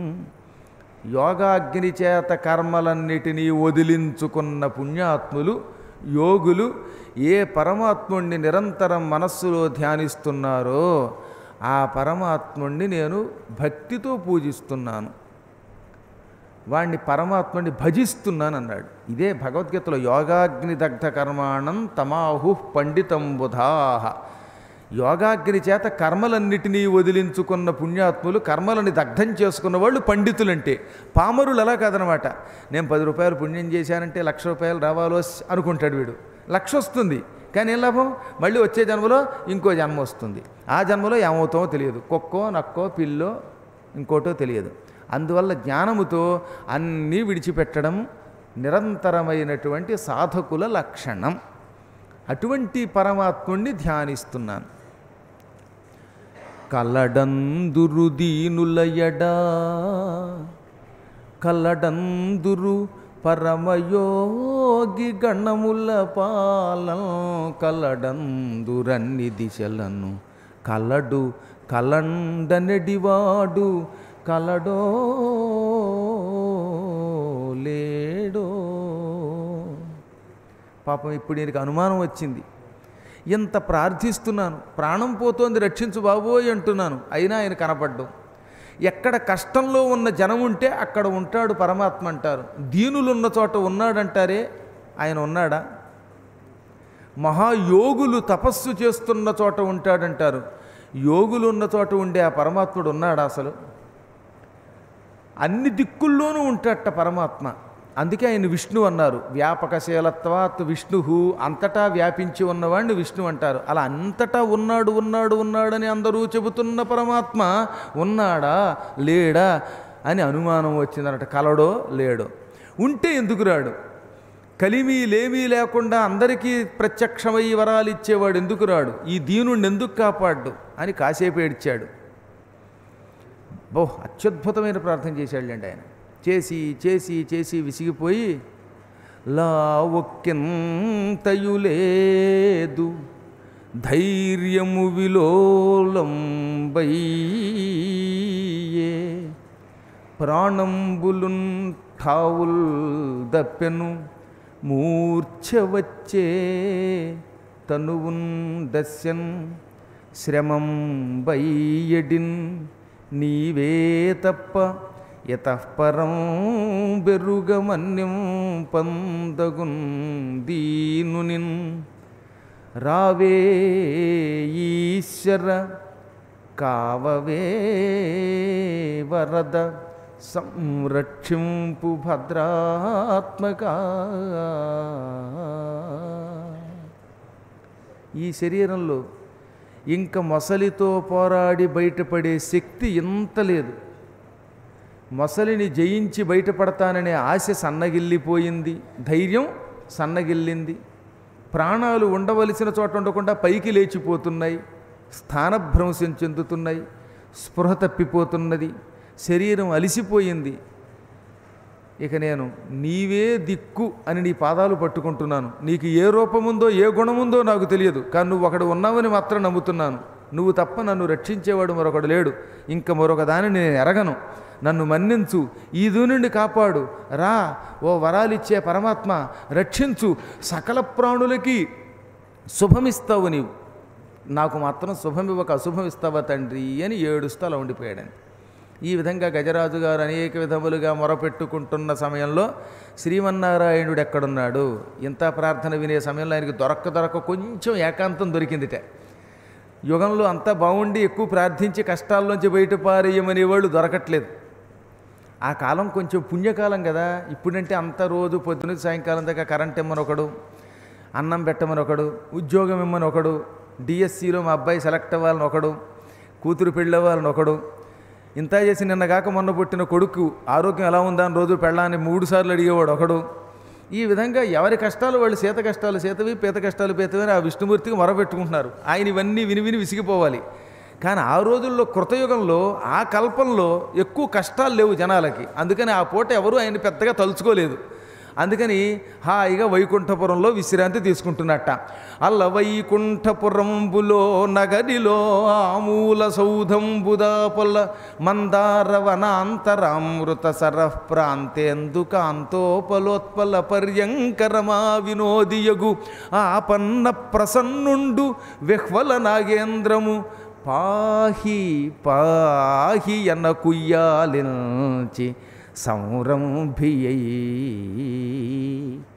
ఎక్కడో వైకుంఠపురంలో, ఆ వైకుంఠం అంటే అది పెద్ద దేశం కదా, మరి దానికి ఒక నగరం ఉంది, క్యాపిటల్ సిటీ. ఆ నగరంలో నైరుతి మూల ఓ పెద్ద తోట ఉంది. ఆ తోటలో అన్ని కల్పవృక్షాలు, మందార వృక్షాలు ఉన్నాయి. ఆ మందారవనం మధ్యలో ఓ చక్కని చెరువు తవ్వించుకున్నాడు ఆయన. అది అమృత సరస్సు, నీటి సరస్సు కాదు. అప్పుడప్పుడు సరదాగా అందులో లాహిరి లాహిరి అని పాడుకోవడానికి తిరుగుతూ ఉంటాడనమాట ఆయన. ఆయనకు కూడా మంచి కొలనులు ఉంటాయి. అసలు పూర్వం అందరికీ, మహారాజులందరికీ ఈ భూలోకంలో కూడా దొడ్లో తోటలో ఆ ఉద్యానవనంలో మంచి దిగుడు బావులు కానీ, లేదా సరదాగా జలక్రీడలాడడానికి చిన్న సరస్సులు, చిన్న చెరువులు ఉండేవి. స్విమ్మింగ్ పూల్స్ పెద్దవన్నమాట. అందులో పడవలు కూడా ఉండేవిట. హంస ఆకారంలో ఉన్న పడవల్లో తిరుగుతూ ఉండేవారు భార్యాభర్తలు ఇద్దరు అనమాట. నవ్వుల నదిలో పువ్వుల పడవని పాడుకునేవారు. శ్రీ మహావిష్ణువు తలుచుకుంటే అలాంటి సరస్సు పెద్ద లెక్క. అది అమృత సరస్సు. ఆ అమృత సరస్సు చుట్టూత చంద్రకాంత శిలావేదిక, ఇలా మార్బుల్స్ పరిచారన్నమాట.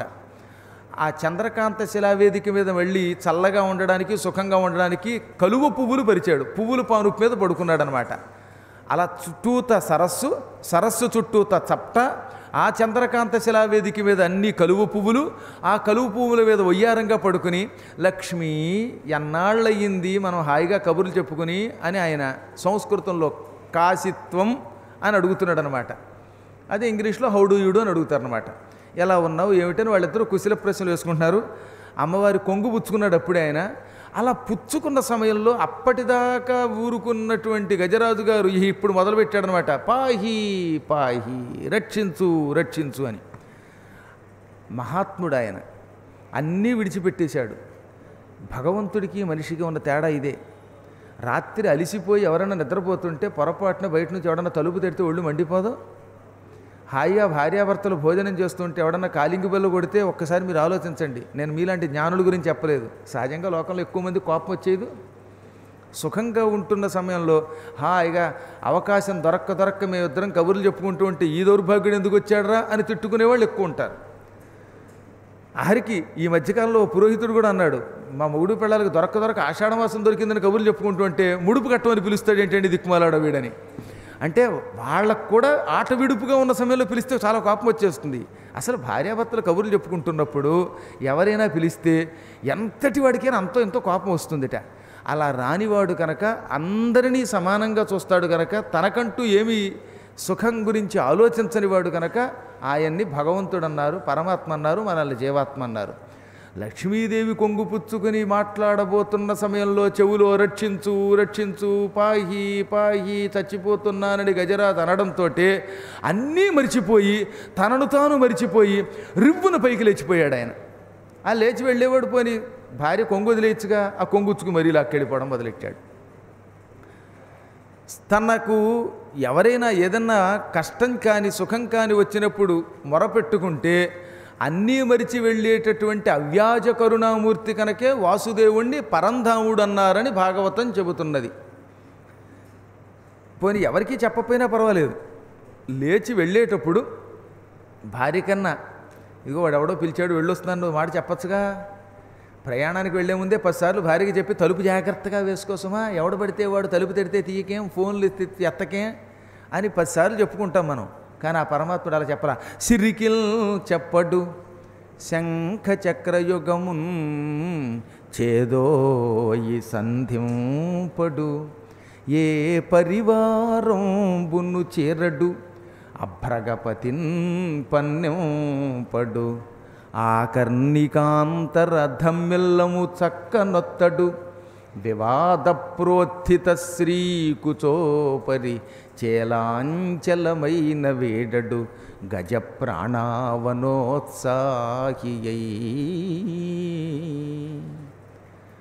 లక్ష్మీ వెళ్ళొస్తున్నానని లక్ష్మీదేవికి చెప్పలేదు. పోని చెప్పకపోతే చెప్పపోయాడు. గజరాజును రక్షించాలంటే అక్కడ మొసల్ని చంపడానికి ఆయుధాలు కావాలిగా. శంఖం చక్రం 2 చేతుల్లో పట్టుకోలేదు. పక్కన చాలామంది పరివారం ఉన్నారు, కరెంటు పోతే విసరడానికి విసినికర్రలు పుచ్చుకుని ఉన్నట్టుగా. కానీ ఈ పరివారాన్ని రమ్మని పిలవలేదు. గరుడ రా అని గరుత్మంతుడిని సిద్ధం చేసుకుని ఆయన మీద ఎక్కి వెళ్ళలేదు. గరుత్మంతుడిని కూడా వదిలేశాడనమాట. వాహనం కూడా మర్చిపోయాడు ఆయన. నిర్వాహకుడు గనక వాహనం మర్చిపోయి వెళ్ళిపోయాడు. ఇవన్నీ ఓ పక్కన పెట్టాడు. ఆయనకి బాగా జులపాల జుట్టు ఉంటుంది, గిరదాల జుట్టు ఇలా గిర్రని తిరిగిపోయి వేళ్లాడుతూ ఉంటుంది, ఉంగరాల జుట్టు. ఈ జుట్టు ఇలా మీదకు పడుతుంటే పక్కకు తోసుకోకుండా మొహం మీద పడుతుంటే కూడా వెళ్ళిపోయాట. ధమ్మిల్లము చక్కనొత్తాడు. వేళాకోళమాడుతూ లక్ష్మీదేవి కొంగు పుచ్చుకున్నాడే, ఈ కొంగును కూడా విడవకుండా అది కూడా పుచ్చుకుని పట్టుకుపోవడం మొదలెట్టాడు. ఆవిడేమో గట్టిగా ఇలా పట్టుకున్నది, మొత్తం లాగేస్తాడేమోనని. ఈయనేమో లాక్కుపోతున్నాడు, ఈవిడ ఇలా పట్టుకుంది, ఆయన లాక్కుపోతున్నాడు. మొత్తం మీద ఆకాశ మార్గంలో ప్రయాణం మొదలయ్యింది.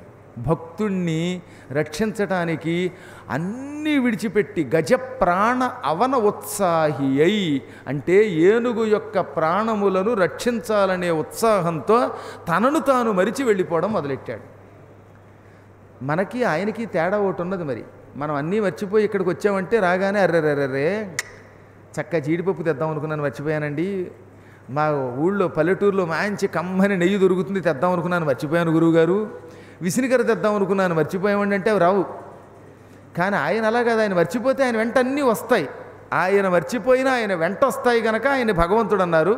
మనం మర్చిపోతే మన వెంట రావు గనక మనల్ని జీవులు అన్నారు. అంతే తేడా, జీవుడికి దేవుడికి తేడాది. తన వెంటన్ సిరి, ఆయన వెంట లక్ష్మి వస్తోంది కొంగుచ్చుకులాగటం వల్ల. లచ్చి వెంట అవరోధవ్రాతమున్, లక్ష్మీదేవి వెనక ఆవిడ అంతఃపుర స్త్రీలు ఉంటారు కదా, సేవ చేసే దాసీజనం. మా అమ్మగారిని ఆయన లాక్కుపోతున్నాడు, ఎక్కడికి వెళ్ళిపోతున్నాడో ఏమిటో అని అమ్మకి ఎక్కడన్నా సేవ చెయ్యాలేమో అని తల్లి వెంట అంతఃపుర కాంతలంతా రావడం మొదలెట్టారు. దాని వెంకను పక్షీంద్రుడు, ఇప్పుడు ఈ ఆడవాళ్ళ వెనక గరుత్మంతుడు ఏమో ఎక్కడైనా అమ్మవారికి కాళ్ళు లాగితే విష్ణుమూర్తి వీపు మీద నా వీపు మీద కూర్చోబెట్టకుండా ఉంటాడా అని ఆయన రావడం మొదలుపెట్టాడు. వాని పొంతను ధను కౌమోదకి శంఖ చక్ర నికాయంబును, ఈ గరుత్మంతుడి వెనక సుదర్శన చక్రం, పాంచజన్యమనే శంఖం, సునందమనే ఖడ్గం, కౌమోదకి అనే గద, శారంగం అనే ధనుస్సు, ఇవన్నీ వస్తున్నాయి. కత్తి, గద, శంఖం, చక్రం, ధనుస్సు, బాణములు, ఇవన్నీ పక్షీంద్రుడి వెనక రావడం మొదలుపెట్టాయి గరుత్మంతుని వెనుక. ఈ వెనక ఏం చేశాడు నారదుల వారు, ఏదో జరుగుతోంది తెలుసుకుందాం అని నారదుడు ఉత్సాహంతో వెంట రావడం మొదలుపెట్టాడు.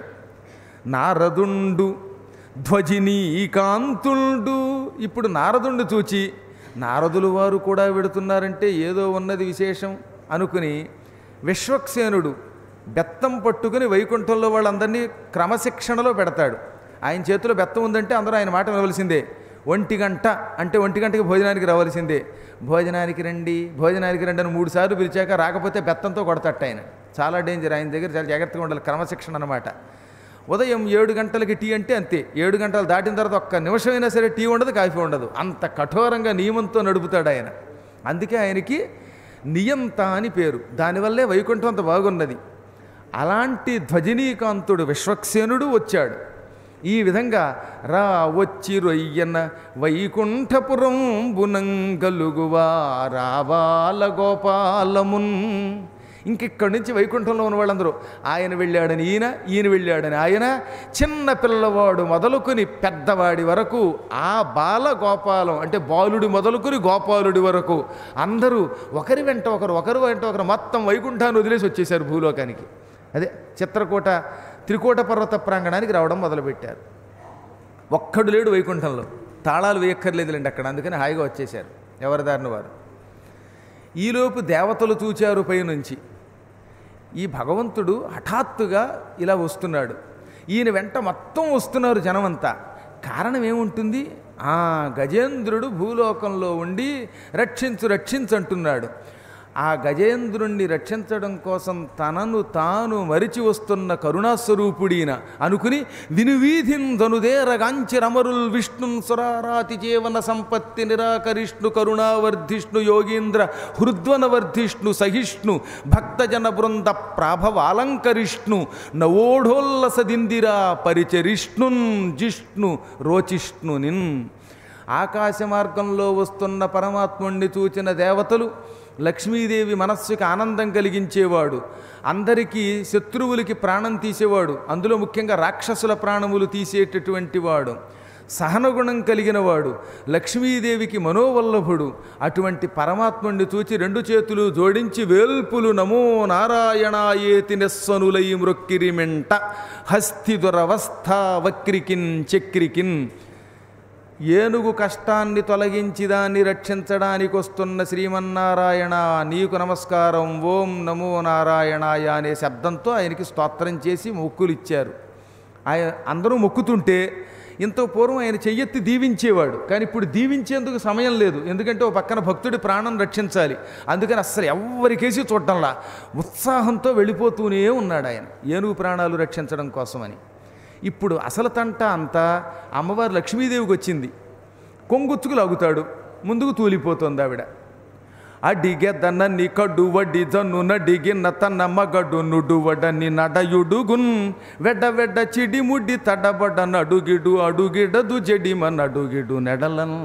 ఎన్ని డకారాలు ఉన్నాయో ఒకసారి లెక్కెట్టుకోండి. ఈసారి అడుగుదాము, ఏమండి మీరు ఎక్కడికి వెడుతున్నారు కాస్త చెప్పండి అని అడుగుదామని ముందుకు అడుగు వేస్తుందిట. అడిగితే మా ఆయన చెప్పడేమో మంచి హడావిడిలో ఉన్నాడు అని మళ్ళీ ముందుకు వేసిన కాలు వెనక్కి లాక్కుంటోంది. ఈలోపు ఆయన కొంగుచ్చుకు లాగడం వల్ల తూలి పడిపోతోంది.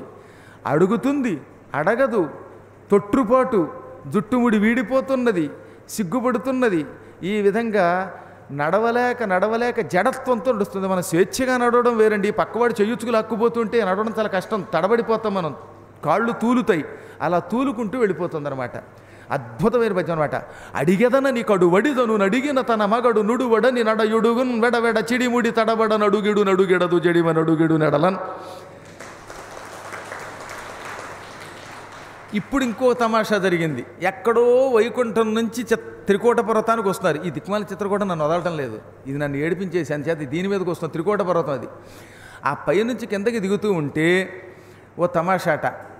నిటలాలకములంట నివుర జుంజుమ్మని ముఖ సరోజము నిండ ముసరుతేటులు.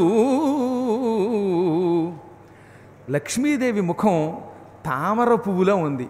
అందులో ఎర్ర తామర పువ్వు. లక్ష్మీదేవి మంచి ఎర్రగా కళకళలాడిపోతుందండి ఆవిడ ముఖం. పద్మంలో ఉంటుంది ఆవిడ ముఖం. అసలు కొంతమంది ముఖం చూస్తే ఎంత అందంగా ఉంటుందో, తామర పువ్వులో గులాబీ రంగులో ఉంటుందన్నమాట. లక్ష్మీదేవి ముఖం తామర పువ్వులో ఉంది. పైనుంచి కిందకి దిగుతూ ఉంటే దారిలో స్వర్గంలోని ఒక ఉద్యానవనం ఉన్నది. దానికి నందనవనం అని పేరు. ఆ నందనవనంలో కొన్ని తుమ్మెదలు ఉన్నాయి. ఆ తుమ్మెదలు లక్ష్మీదేవి ముఖాన్ని చూచాయి. ఓహో, ఇక్కడ కొత్త తామర పువ్వు వచ్చింది. ఆ తామర పువ్వులో తేనె ఉంది. ఆవిడ మాట్లాడుకోవడానికి నోరు తెరుస్తోందిట. ఆవిడ మాట్లాడటం కోసం నోరు తెరిచినప్పుడు నోట్లోంచి లాలాజలం బయటకు వస్తోంది. లక్ష్మీదేవి నోటిలోని లాలాజలం తేనె కంటే తీయగా ఉంటుంది కదా.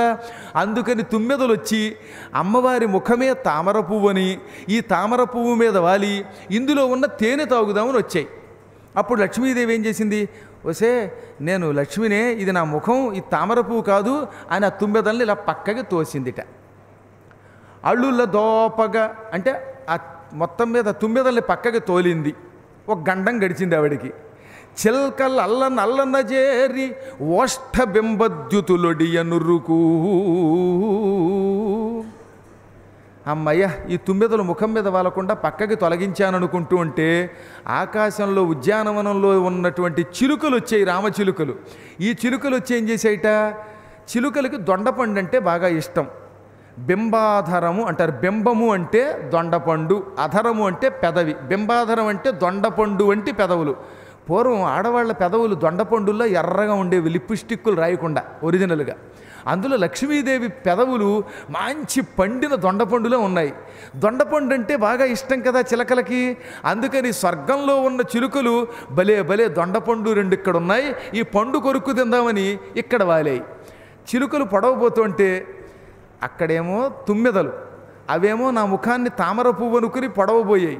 వాటిని తోలాను. ఎంతలో ఈ చిలకల గొడవటి.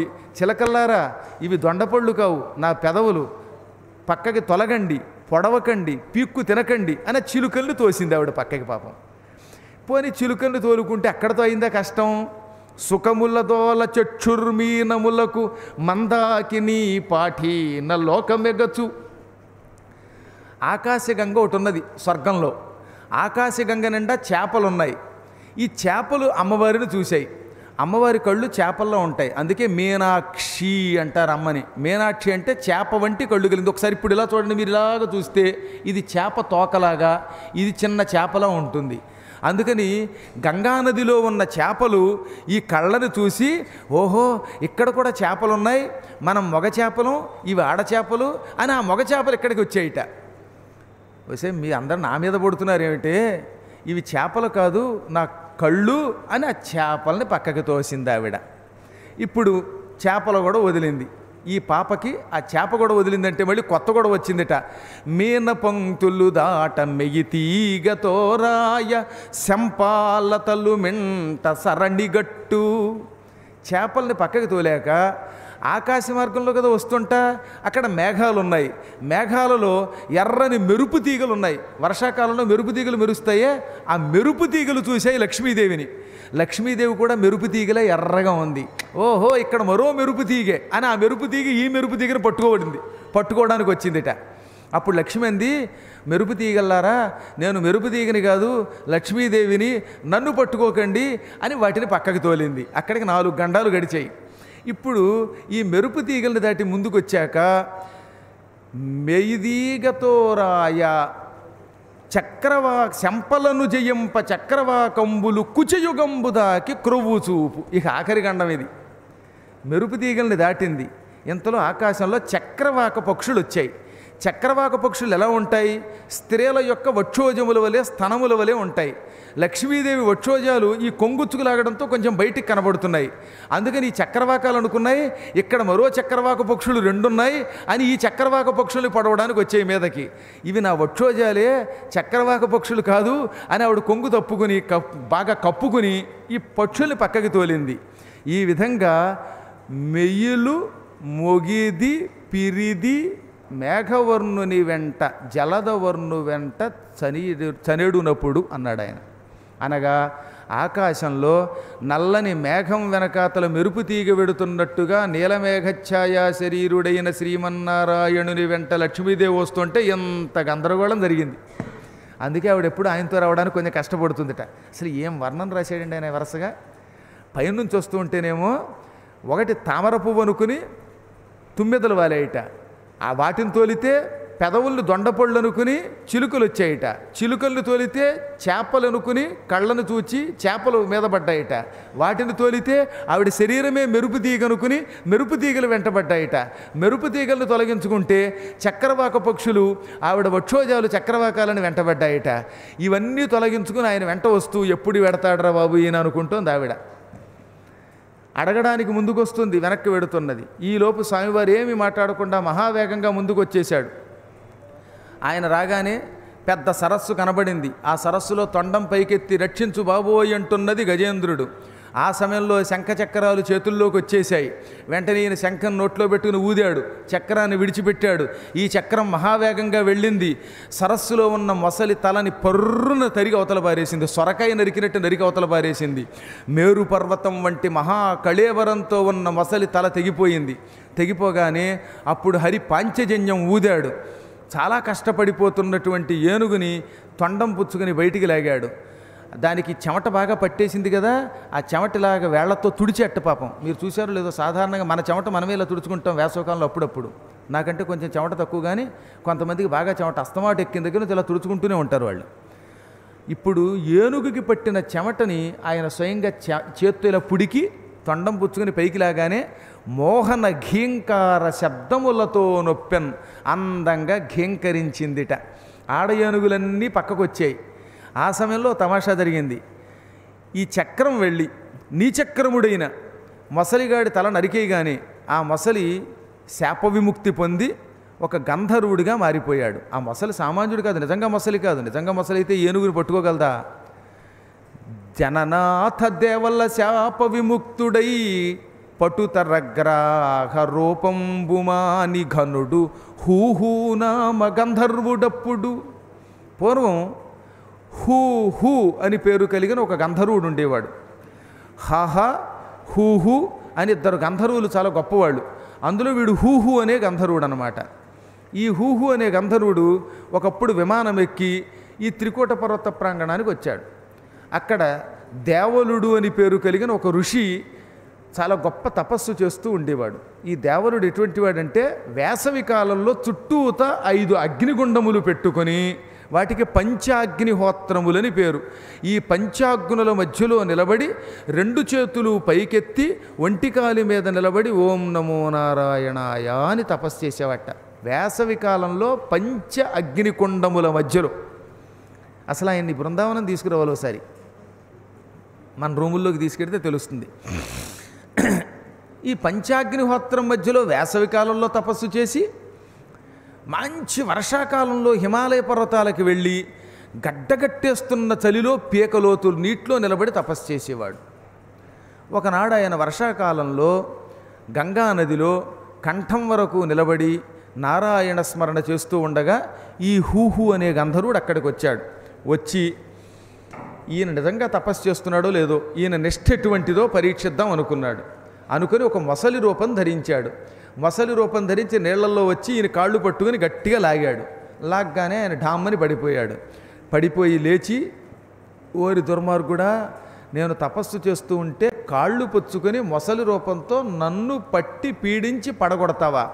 నీచుడా, దీనికి తగిన శిక్ష వేస్తున్నాను. నువ్వు శాశ్వతంగా మొసలి వైపో, జంతువుల్ని పీక్కు తింటూ బతుకు, దుర్భరమైన జీవితం గడుపన్నాడు. అనగానే ఈ హూహు కాళ్ళ మీద పడి, నన్ను క్షమించండి, నేను చాలా పెద్ద పొరపాటు చేశాను, ఇలాంటి పొరపాటు ఇంకెప్పుడు చేయను, నాకు శాప విముక్తి ప్రసాదించండి, ఇంకెప్పుడు ఏ ఋషిదోలికి వెళ్ళననగానే ఆయన మళ్ళీ జాలిపడి, మాయ వల్ల నువ్వు నా కాళ్ళు పట్టుకున్నావు, నేను కోపం వచ్చి నిన్ను శపించాను, అందుకే మహాత్ములకు ఎప్పుడూ కోపం తెప్పించకూడదు, మంచి నిరంతరం హరికథలు చదువుతూ హరికథలు చెబుతూ ఉండే మహాత్ములకి కోపం వచ్చి శపిస్తే వంశాలు నశించిపోతాయి, అందువల్ల ఇంక మీదట జాగ్రత్తగా ఉండు, అయ్యిందేదో అయ్యింది, నిన్ను నేను కరుణిస్తున్నాను. కొన్ని వేల సంవత్సరముల పాటు త్రికూట పర్వతంలో ఉన్న ఒకానొక సరస్సులో మొసలివై ఉంటావు, ఎన్నో జీవుల్ని తింటావు. ఒకప్పుడు ఒక భక్తుడు వస్తాడు అక్కడికి. ఆ గజరాజు భక్తుణ్ణి నువ్వు పట్టుకోగానే వాడితో ఘోర యుద్ధం జరగగానే వాడు విష్ణువుని ప్రార్థిస్తాడు. అప్పుడు శ్రీమన్నారాయణుడు అక్కడికి వచ్చి నీ శిరస్సుని చక్రంతో ఖండిస్తాడు, నీకు విముక్తి కలుగుతుంది. నిజానికి ఆ భక్తుడు ఎవరిని పేరు పెట్టి పిలవడు, విష్ణువని కానీ శివుడని కానీ బ్రహ్మని కానీ పిలవడు. అయినా ఆయన ప్రార్థించే గుణములు ఇంకెవరికీ ఉండవు గనక విశ్వమయ్యతలేమి వినయునూరకుండి రంబుజాసనాదు లడ్డుపడక విశ్వమయుడు విభుడు విష్ణుండు జిష్ణుండు భక్తవరుణ కడ్డుపడదలంచే అంటాడు పోతన గారు. నిజంగా ఈయన ప్రార్థించిన ప్రార్థన చాలామంది దేవతలు విన్నారు కదండి. బ్రహ్మ విన్నాడు, శివుడు విన్నాడు, ఇంకా ఇంద్రాది దేవతలు విన్నారు. వాళ్ళల్లో ఒక్కడొస్తే ఈ మొసలిని చంపి గజరాజును రక్షించడం పెద్ద కష్టమా? కానీ వాళ్ళు ఎందుకు రాలేదంటే అంతటా వ్యాపించిన వాడు, సృష్టి స్థితిలయాలు చేసేవాడు అయిన గొప్పవాడని పొగుడుతున్నాడు ఈ గజరాజు, ఇంత గొప్పతనం మనలో లేదు అని ఎవరూ రక్షించడానికి రాలేదు. ఇవన్నీ ఉన్న పరమాత్ముడు కనుక విష్ణువు వచ్చాడు. ఆ విష్ణువు వచ్చి చక్రం విడిచిపెట్టగానే నీ తల తెగిపోతుంది, అప్పుడు నీకు అసలు రూపం వస్తుంది, ఇంకా హాయిగా నీ గంధర్వలోకానికి పోతావు అని దేవలుడు శాప విముక్తి ప్రసాదించాడు. ఆనాడు ఆ దేవలుడనే ఋషి శాపమునకు గురి అయిన హూహు అనే గంధర్వుడు ఎంతకాలం మొసలిగా పడున్నాడు. ఇప్పుడు విష్ణువు వాడిని చక్రంతో తల నరకగానే అసలు రూపం ధరించి గంధర్వ విమానం ఎక్కి హాయిగా పైకి వెళ్ళిపోతూ, మహాత్మా నారాయణ నీకు నమస్కారం, ఇంతకాలం నీచమైన మొసలి జన్మలో ఉండి రక్తం తాగి మాంసం తిని బతికాను, ఇంకా హాయిగా హరినామస్మరణతో బతుకుతాను, ఇంకెప్పుడూ ఋషుల జోలికి వెళ్ళను అంటూ ఆ అవ్యయుడికి మొక్కి వెళ్ళిపోయాడు. ఇప్పుడు ఏనుగుని పైకి తీశాడు ఈయన, దాని కుంభస్థలాన్ని నిమిరాడు. ప్రేమగా నిమరగానే ఆ ఏనుగు కూడా తన భార్యలతో పాటు అసలు రూపం ధరించింది. అంటే ఏనుగు గారికి కూడా ఒక కథ ఉంది, ఫ్లాష్ బ్యాక్. అది కూడా సామాన్యమైన ఏనుగు కాదు, అది అవనీనాథ గజేంద్రుడా మకరితో ఆలంబుగా వించముంద్రవిడాధీసుడతండు పుణ్యతముడు ఇంద్రద్యుమ్న నాముండు వైష్ణవ ముఖ్యుండు గృహీత మౌన నియతిన్ సర్వాత్ము నారాయణున్ సవిశేషంబుగ పూజ చేసను మహాశైలాగ్ర భాగంబునన్.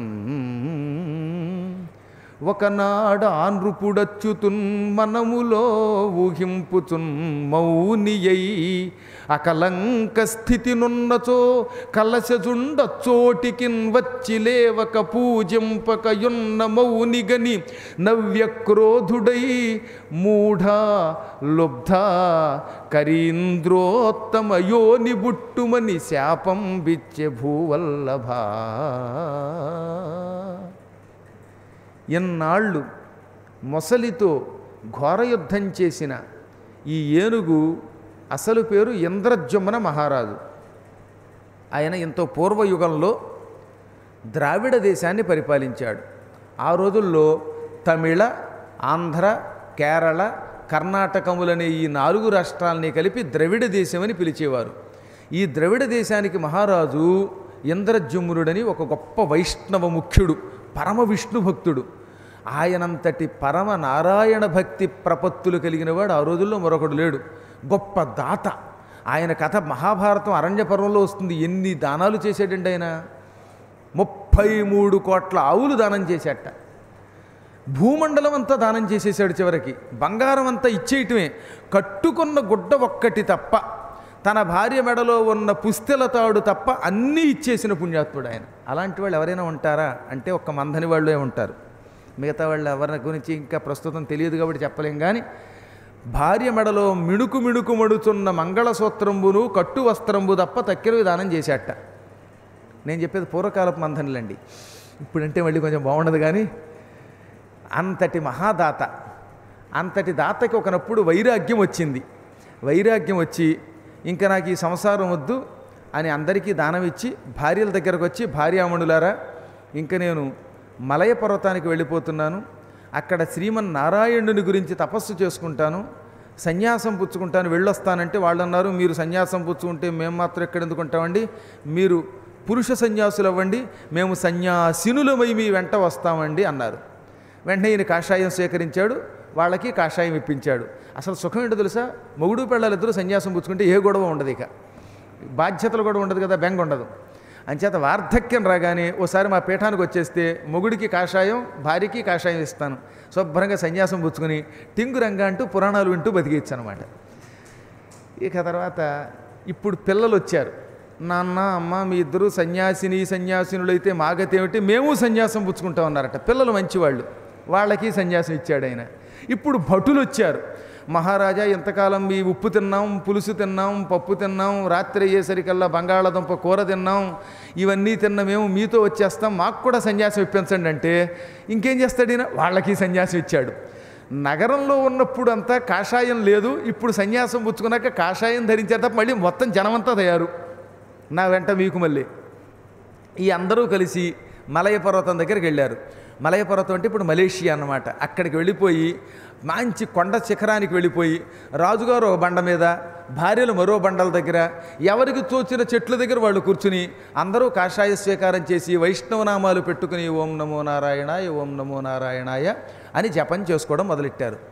1000 ఏళ్ళు ఈయన తపస్సు చేశాడు. ఈ తపస్సుతోటి ఈయనకి మహామహిమలు వచ్చాయి. ఈయన ఏమంటే జరిగేది అక్కడొచ్చింది దెబ్బ. ఏమిటంటే కొంతకాలం తపస్సు చేయగానే ఈయనకి మహిమలు వచ్చి అందరూ పొగట్టడం మొదలెట్టారు. ఎంత విష్ణు భక్తుడండి, ఎంత గొప్పవాడండి, మహాత్ముడండి అనగానే ఇక నన్ను మించిన గొప్పవాళ్ళు లేడనుకున్నట్ట. ఇక్కడే అందరూ బుట్టలో పడిపోతారు. నా అంత విష్ణు భక్తుడు లేడుట, నేనే విష్ణు భక్తుడిట, నేనే గొప్పవాడిట అనుకున్నాడు ఈయన. ఒక రోజున ఆయన విష్ణు జపం చేసుకుంటూ ఉండగా అక్కడికి అగస్త్య మహర్షి వచ్చాడు. అగస్త్యుడంటే ఎటువంటి వాడు? చూడ్డానికి పొట్టిగా ఉంటాడు, కానీ సముద్రం తాగినవాడు, వింధ్య పర్వతం మొత్తం గర్వాన్ని వంచినవాడు, ఎల్వలాసురుణ్ణి వాతాపిని చంపినవాడు. అంతటి మహాత్ముడిని అగస్త్యుణ్ణి చూడగానే లేవలేదు, పూజింపలేదు, కనీసం నమస్కారం చేయలేదు, ఆసనమిచ్చి కూర్చోమనలేదు. ఎందుకని? నేను గొప్పవాడిని అయిపోయాను అనుకున్నాడు ఆయన. అసలు నిజంగా ఆలోచించండి, ఎవరైనా ఎంత గొప్పవాళ్ళమైనా మహాత్ములు వచ్చినప్పుడు లేచి నిలబడద్దా, నమస్కరించద్దా? లేచి పూజించక నమస్కరించక అవమానించగానే కోపం వచ్చింది ఆయనకి.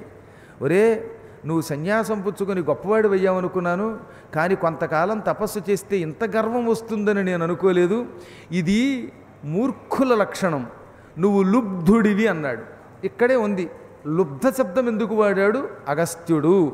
లుబ్ధుడు అంటే అందరికీ తెలిసిన అర్థం పిసినిగొట్టని, కానీ పిసినిగొట్టని కాదు, లుబ్ధ అన్న లుబ్ధక అన్న బోయేవాడు.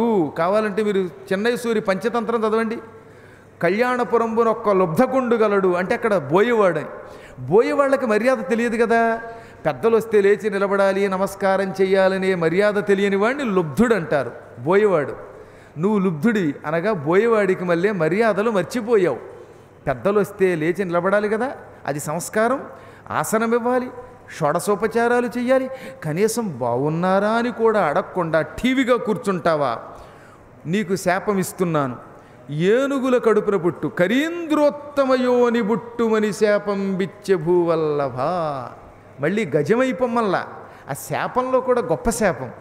మామూలు ఏనుగై పుట్టమనలేదు, సర్కస్ ఏనుగులాగా పీనుగైపోతే ఉపయోగం ఉన్నది.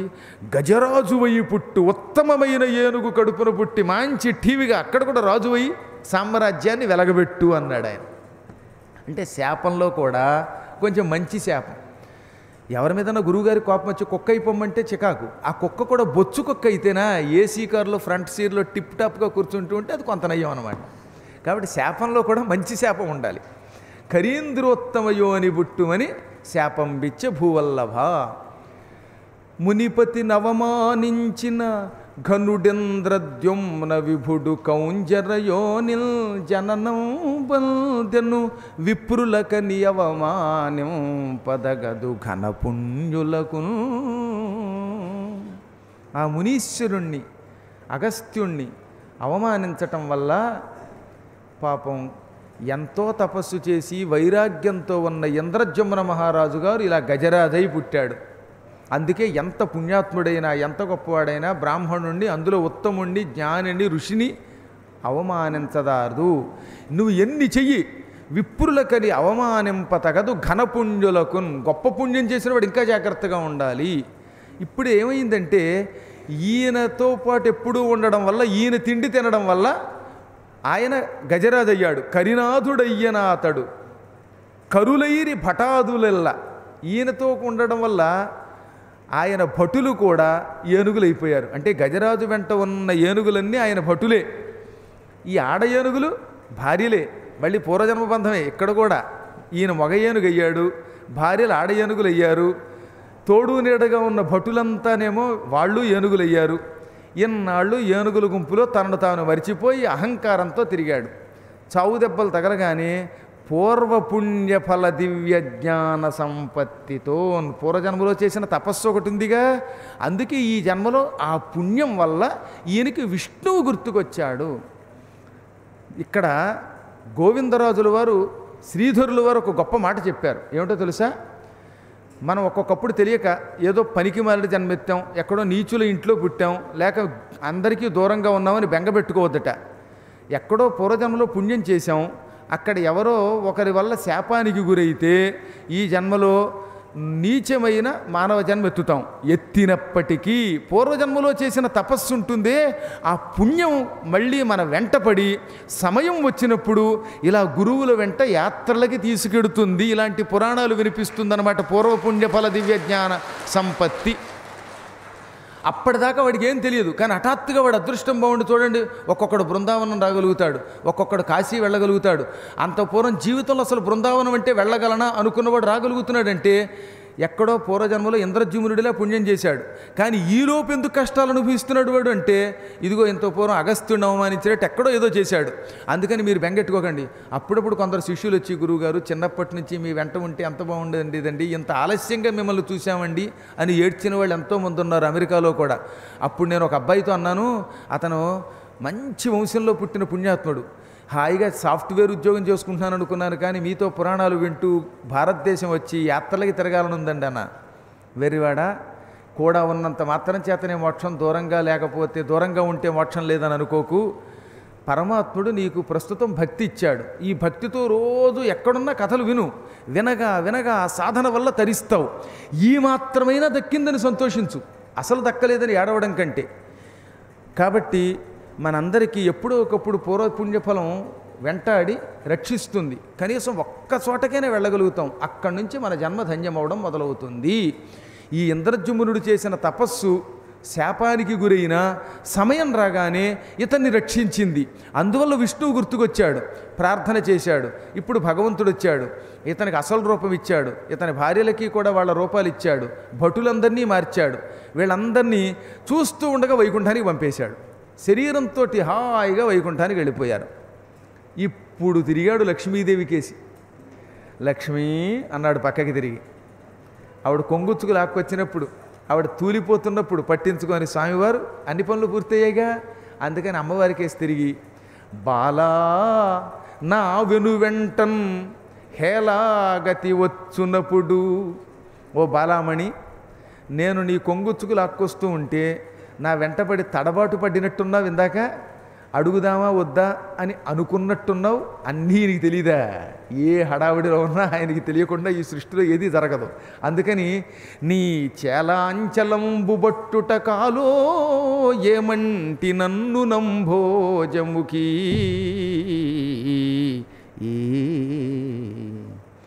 నీ కొంగు పుచ్చుకు లాగాను ఇందాక. అలా కొంగు పుచ్చుకు లాగుతున్నప్పుడు నీలో నువ్వు ఏమనుకున్నావో చెప్పొచ్చు కదా పద్మముఖి అన్నాడు. అప్పుడు ఆవిడంది, మీకు తెలియందేముందండి, మిమ్మల్ని కట్టుకున్నప్పటి నుంచి మీ గురించి నాకు తెలియందేముంది, నువ్వు దీనుల మొర వింటే అన్నీ మర్చిపోయి రక్షించడానికి పెడతావు, కరుణాస్వరూపుడివి, కష్టంలో ఉన్న వాళ్ళని కనికరించడం నీ లక్షణం, అంతేకాని హాయిగా మనిద్దరం కూర్చోవడం నీ ఉద్దేశ్యం కాదు కదా.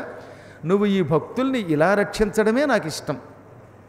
నా బాధల్లా ఎంత ఎండగా ఉన్నా, కరెంటు ఉన్నా లేకపోయినా, వేళకి ఏం దొరికినా దొరకకపోయినా, చెమటలు కారుతున్నా, 3 గంటలు హాల్లో కూర్చుని గురువుగారి ఎదురుగుండా మొహమాటం లేకుండా అలాగ కూర్చుని ఆనందంగా కథ వింటున్న భక్తుల్ని కనికరించమని కోరుతున్నానంది ఆవిడ. ఆవిడకి ఎంతసేపు మన మీదే దృష్టి. ఆవిడ ఏముందో తెలుసా, ఈ గజేంద్ర మోక్ష కథను విన్న వాళ్ళని అనుగ్రహించండి. అప్పుడు విష్ణువు ఇచ్చాడు వరం. ఈ పద్యం వింటే మీకు ఆయన ఏం వరం ఇచ్చాడో తెలుస్తుంది. గజరాజ మోక్షణంబును నిజమగు చిత్తంబుతోడ నియతమతిన్, నియమముతో ఈ గజరాజమోక్షణం అనేటటువంటి కథని భక్తితో విన్నా, చెప్పినా, చెప్పించిన అటువంటి వాళ్ళకి గజరాజ వరదుడిచ్చును, గజ త్వరగా స్యందనములు కైవల్యంబున్. ఈ గజరాజమోక్షణ కథని నిజమైన భక్తితో నియమవంతులై పఠించే వాళ్ళని భగవంతుడు అనుగ్రహిస్తాడు. ఈ గజేశ్వరుణ్ణి, గజేంద్రుణ్ణి అనుగ్రహించిన విష్ణువు మీకేమిస్తాట? ముందు గజములు, ఏనుగులు ఇస్తాడు, త్వరగా గుర్రాలు ఇస్తాడు, స్యందనం రథం ఇస్తాడు, అంటే సకల సంపదలు ఇస్తాడు. ఆ తర్వాత కైవల్యం, మోక్షం కూడా ఇస్తాడు. చాలామందికి అనుమానం వచ్చి అప్పుడప్పుడు, ఏమండి ఈ యుగంలో ఏనుగులు గుర్రాలు రథాలు ఇస్తే మేమేం చేసుకుంటాం, అసలు అవి కష్టం కదా అని అడిగారు. ఇక్కడ చాలా చమత్కారం ఉన్నది. గజము అంటే మీరు అనుకున్న ఏనుగులని కాదు, కొంచెం పెద్ద పెద్ద వాహనాలు, ఇన్నోవా లాంటి వాహనాలని అర్థం అన్నమాట. త్వరగములంటే ఈ మారుతి ఆల్టో 800, సెకండ్ హ్యాండ్ కాదు, కొంచెం కొత్త హ్యాండ్. స్యందనం అంటే ఈ మధ్యలో స్విఫ్ట్ డిజైర్, ZDI VDI కార్లు అన్నమాట. వీటిని పోషించడానికి కావలసినటువంటి సంపదలు, హాయిగా వేళకింత భోజనాలు, ఈ సుఖాలన్నీ ఇస్తాడు ఆయన. ఇప్పటి వరకు మీకున్న కష్టం పోయినట్టే. ఈ రోజు రాత్రి కరెంటు పోదు మీకు. శ్రీమన్నారాయణుడు గ్యారంటీగా రక్షించేయాలి మిమ్మల్ని. ఇంచేత ఆయన చెప్పాడు. మరి అంటే శ్రద్ధగా విన్నవాళ్ళకండోయ్, బాగా వింటే మాత్రమే వాళ్ళకి కరెంటు పోద, సుఖంగా ఉంటుంది. ఆఖరిని కైవల్యంబున్, మోక్షం కూడా ఇస్తాడు ఆయన. ఇంకొక రహస్యం చెప్పాలి ఇక్కడ. ఎవడైనా అర్ధరాత్రి వేళ లేచి ఈ త్రికూట పర్వతాన్ని, గజరాజుని, మొసలిని, దేవలుణ్ణి, అగస్త్యుణ్ణి, ఇంద్రజుమ్నుణ్ణి, శ్రీ మహావిష్ణువుని, శంఖచక్ర గదా పద్మాలని, లక్ష్మీదేవిని, ఈ కథలో ఉన్న అంశాలని తలుచుకుంటే అర్ధరాత్రి వేళ ఇంకా వాడికి చెడ్డ కల రాదు. దుస్వప్నం వస్తే ఆ దుస్వప్నం ఫలితం పోయి సుస్వప్నం అవుతుంది. సకల శుభాలు కలుగుతాయి. గజేంద్ర మోక్షంలో వచనంలో పోతన గారు రాశారు. కాబట్టి ఎప్పుడైనా మీకు అర్ధరాత్రి మెలకు వస్తే ఇవన్నీ తలుచుకోండి ఒకసారి. ఈ గజేంద్ర మోక్షం, ఈ త్రికూట పర్వతం, లక్ష్మీదేవి, గజరాజు, ఇంద్రజుమ్నుడు, నారదుడు, ఇవన్నీ తలుచుకోండి. ఇంక మిగతా కబుర్లు చెప్పకండి.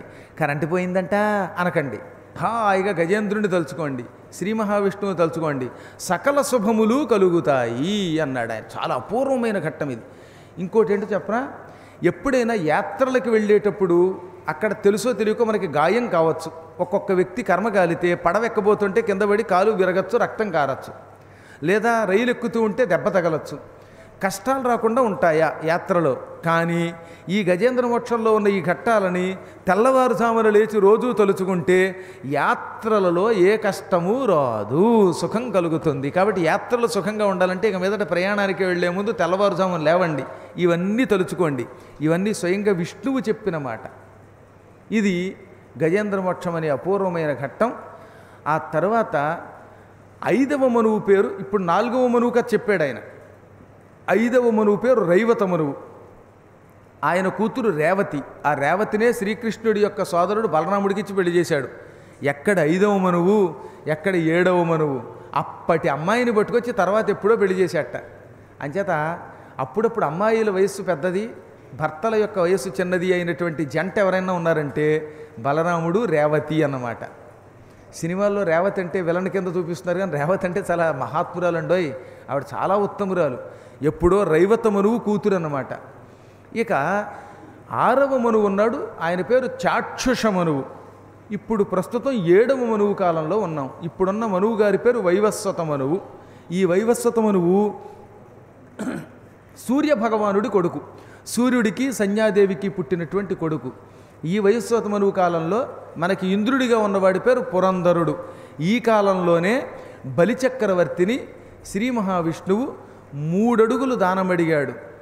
ఈ కాలంలోనే, అంటే ఈ మనువు కాలంలోనే క్షీరసాగర మథనం జరిగింది. అనగానే పరీక్షిత్తు మళ్ళీ శుకుణ్ణి బలిచక్రవర్తిని ఎందుకు శ్రీ మహావిష్ణువు 3 అడుగులు అడిగాడు, ఈ క్షీరసాగర మథనం ఎలా జరిగింది, ఆ కథ అంతా చెప్పమన్నాడు. అప్పుడు ఆయన చెప్పాడు, ఒకప్పుడు దుర్వాస మహర్షి వైకుంఠానికి వెళ్ళాడు. ఆ వైకుంఠానికి వెళ్ళగానే అక్కడ శ్రీ మహావిష్ణువు ఆయన మెచ్చుకుని ఆయనకు దండ ఇచ్చాడు. అది శేషమాల. ఈ శేషమాలని పుచ్చుకుని ఎవరికి ఇద్దామా అని వస్తున్నట్టు ఆయన దారిలో ఇంద్రుడు కనబడ్డాడు. ఇంద్రుడు కనబడగానే ఇంద్రుడి చేతికి ఇచ్చాడు దండ. ఈ దండని ఇంద్రుడు మెడలో వేసుకోకుండా ఎప్పుడైనా విష్ణువాలయానికి వెడితే విష్ణుమూర్తికి సంబంధించిన ద్రవ్యం ఇస్తే కళ్ళకద్దుకుని నెత్తి మీద పెట్టుకోవాలి. మీరు శ్రీమన్నారాయణునికి సంబంధించిన గుడికి వెళ్ళారనుకోండి, అక్కడ ఏ పువ్వో చేతిలో పెడితే ఆ పువ్వుని కళ్ళకద్దుకుని శిరస్సు మీద పెట్టుకోవాలి. అలా పెట్టుకోకపోతే వాడు దరిద్రుడు అవుతాడని శాస్త్రం. ఒక్క తులసి మాత్రం నెత్తి మీద పెట్టుకోకూడదు. తులసిని కళ్ళకద్దుకుని నోట్లో వేసుకు తినాలి, లేదా దాచుకోవాలి, లేదా యజ్ఞగుండానికి వాడాలి. తులసిని మాత్రం మానవుల శిరస్సు మీద పెట్టుకోకూడదు. ఎంత గురువుగారైనా పాదాల మీద తులసి వేయకూడదు. ఒక్క తులసి మాత్రమే గురువుకి సమర్పించకూడదు, మిగతా అన్నీ సమర్పించవచ్చు. మెడలో వేయచ్చు కావాలంటే. తల మీద పాదాల దగ్గర మానవులకి తులసిని పెట్టరాదు. విష్ణువు యొక్క నైవేద్యం ఎంతటి ఉపవాసముతో ఉన్నా పెట్టగానే ఎంతో కొంత తినాలి. మేము ఏకాదశి నాడు ఉపవాసం ఉన్నాం, మాకు పులిహార పెట్టారు తినం అని అన్నారంటే వాళ్ళు కూడా వచ్చే జన్మలో రోగిష్టి వాళ్ళే పుడతారట. ఈ జన్మలో కొంతమందికి చూడండి షుగర్ వచ్చేసి, బీపీ వచ్చి, గుండెకాయ జబ్బు వచ్చి, తిండి తినలేక అల్సర్లు వస్తున్నాయంటే దానికి గల కారణం ఏమిటో తెలుసా? పూర్వజన్మలో విష్ణువు ప్రసాదం తినకపోవడమే. ఆలయానికి వెళ్ళగానే కొంచెం పులిహార చేతిలో పెడితే మేము ఏకాదశి నాడు ఉపవాసం ఉన్నామండి తినమండి అనకుండా ఒక్క మెతుకైనా తినాలి. లేదా ఏ పండు ఎమ్మని అడగాలి, పండు తినండి అటువంటప్పుడు. అంతేగాని ఏదో ఒకటి తినకుండా అక్కడ వదిలేసామంటే, ఆ ప్రసాదాన్ని నిర్లక్ష్యం చేసామంటే రోగిష్టి జన్మ వస్తుంది. అయ్యి బాబాయ్ నాకు షుగర్ ఎక్కువైపోయింది, శుభ్రంగా ఉంటారు. మరీ 90 ఏళ్ళు వచ్చాక వస్తాయి, అది వేరే విషయం. ఇప్పుడు బొత్తిగా చిన్న కుర్రాళ్ళు కూడా కూర్చోలేకపోతున్నారు. అవడానికి 25 ఏళ్ళు 30 ఏళ్ళు ఉంటాయి, కాళ్ళు వంగట్లేదట. కమోడ్డు ఉండాలండి అంటాడు ప్రతివాడు. అసలు అది పెద్ద రోగం అదనమాట. ఇవన్నీ మనం చేతులారా చేసుకుంటున్న పాపాలు. ఈ దుర్వాసుడు విష్ణువు మెడలో ఉన్న దండ పట్టుకొచ్చి ఇంద్రుడికి ఇవ్వగానే ఇంద్రుడు మెడలో వేసుకోకుండా దాన్ని ఐరావతం కుంభస్థలం మీద పెట్టాడు.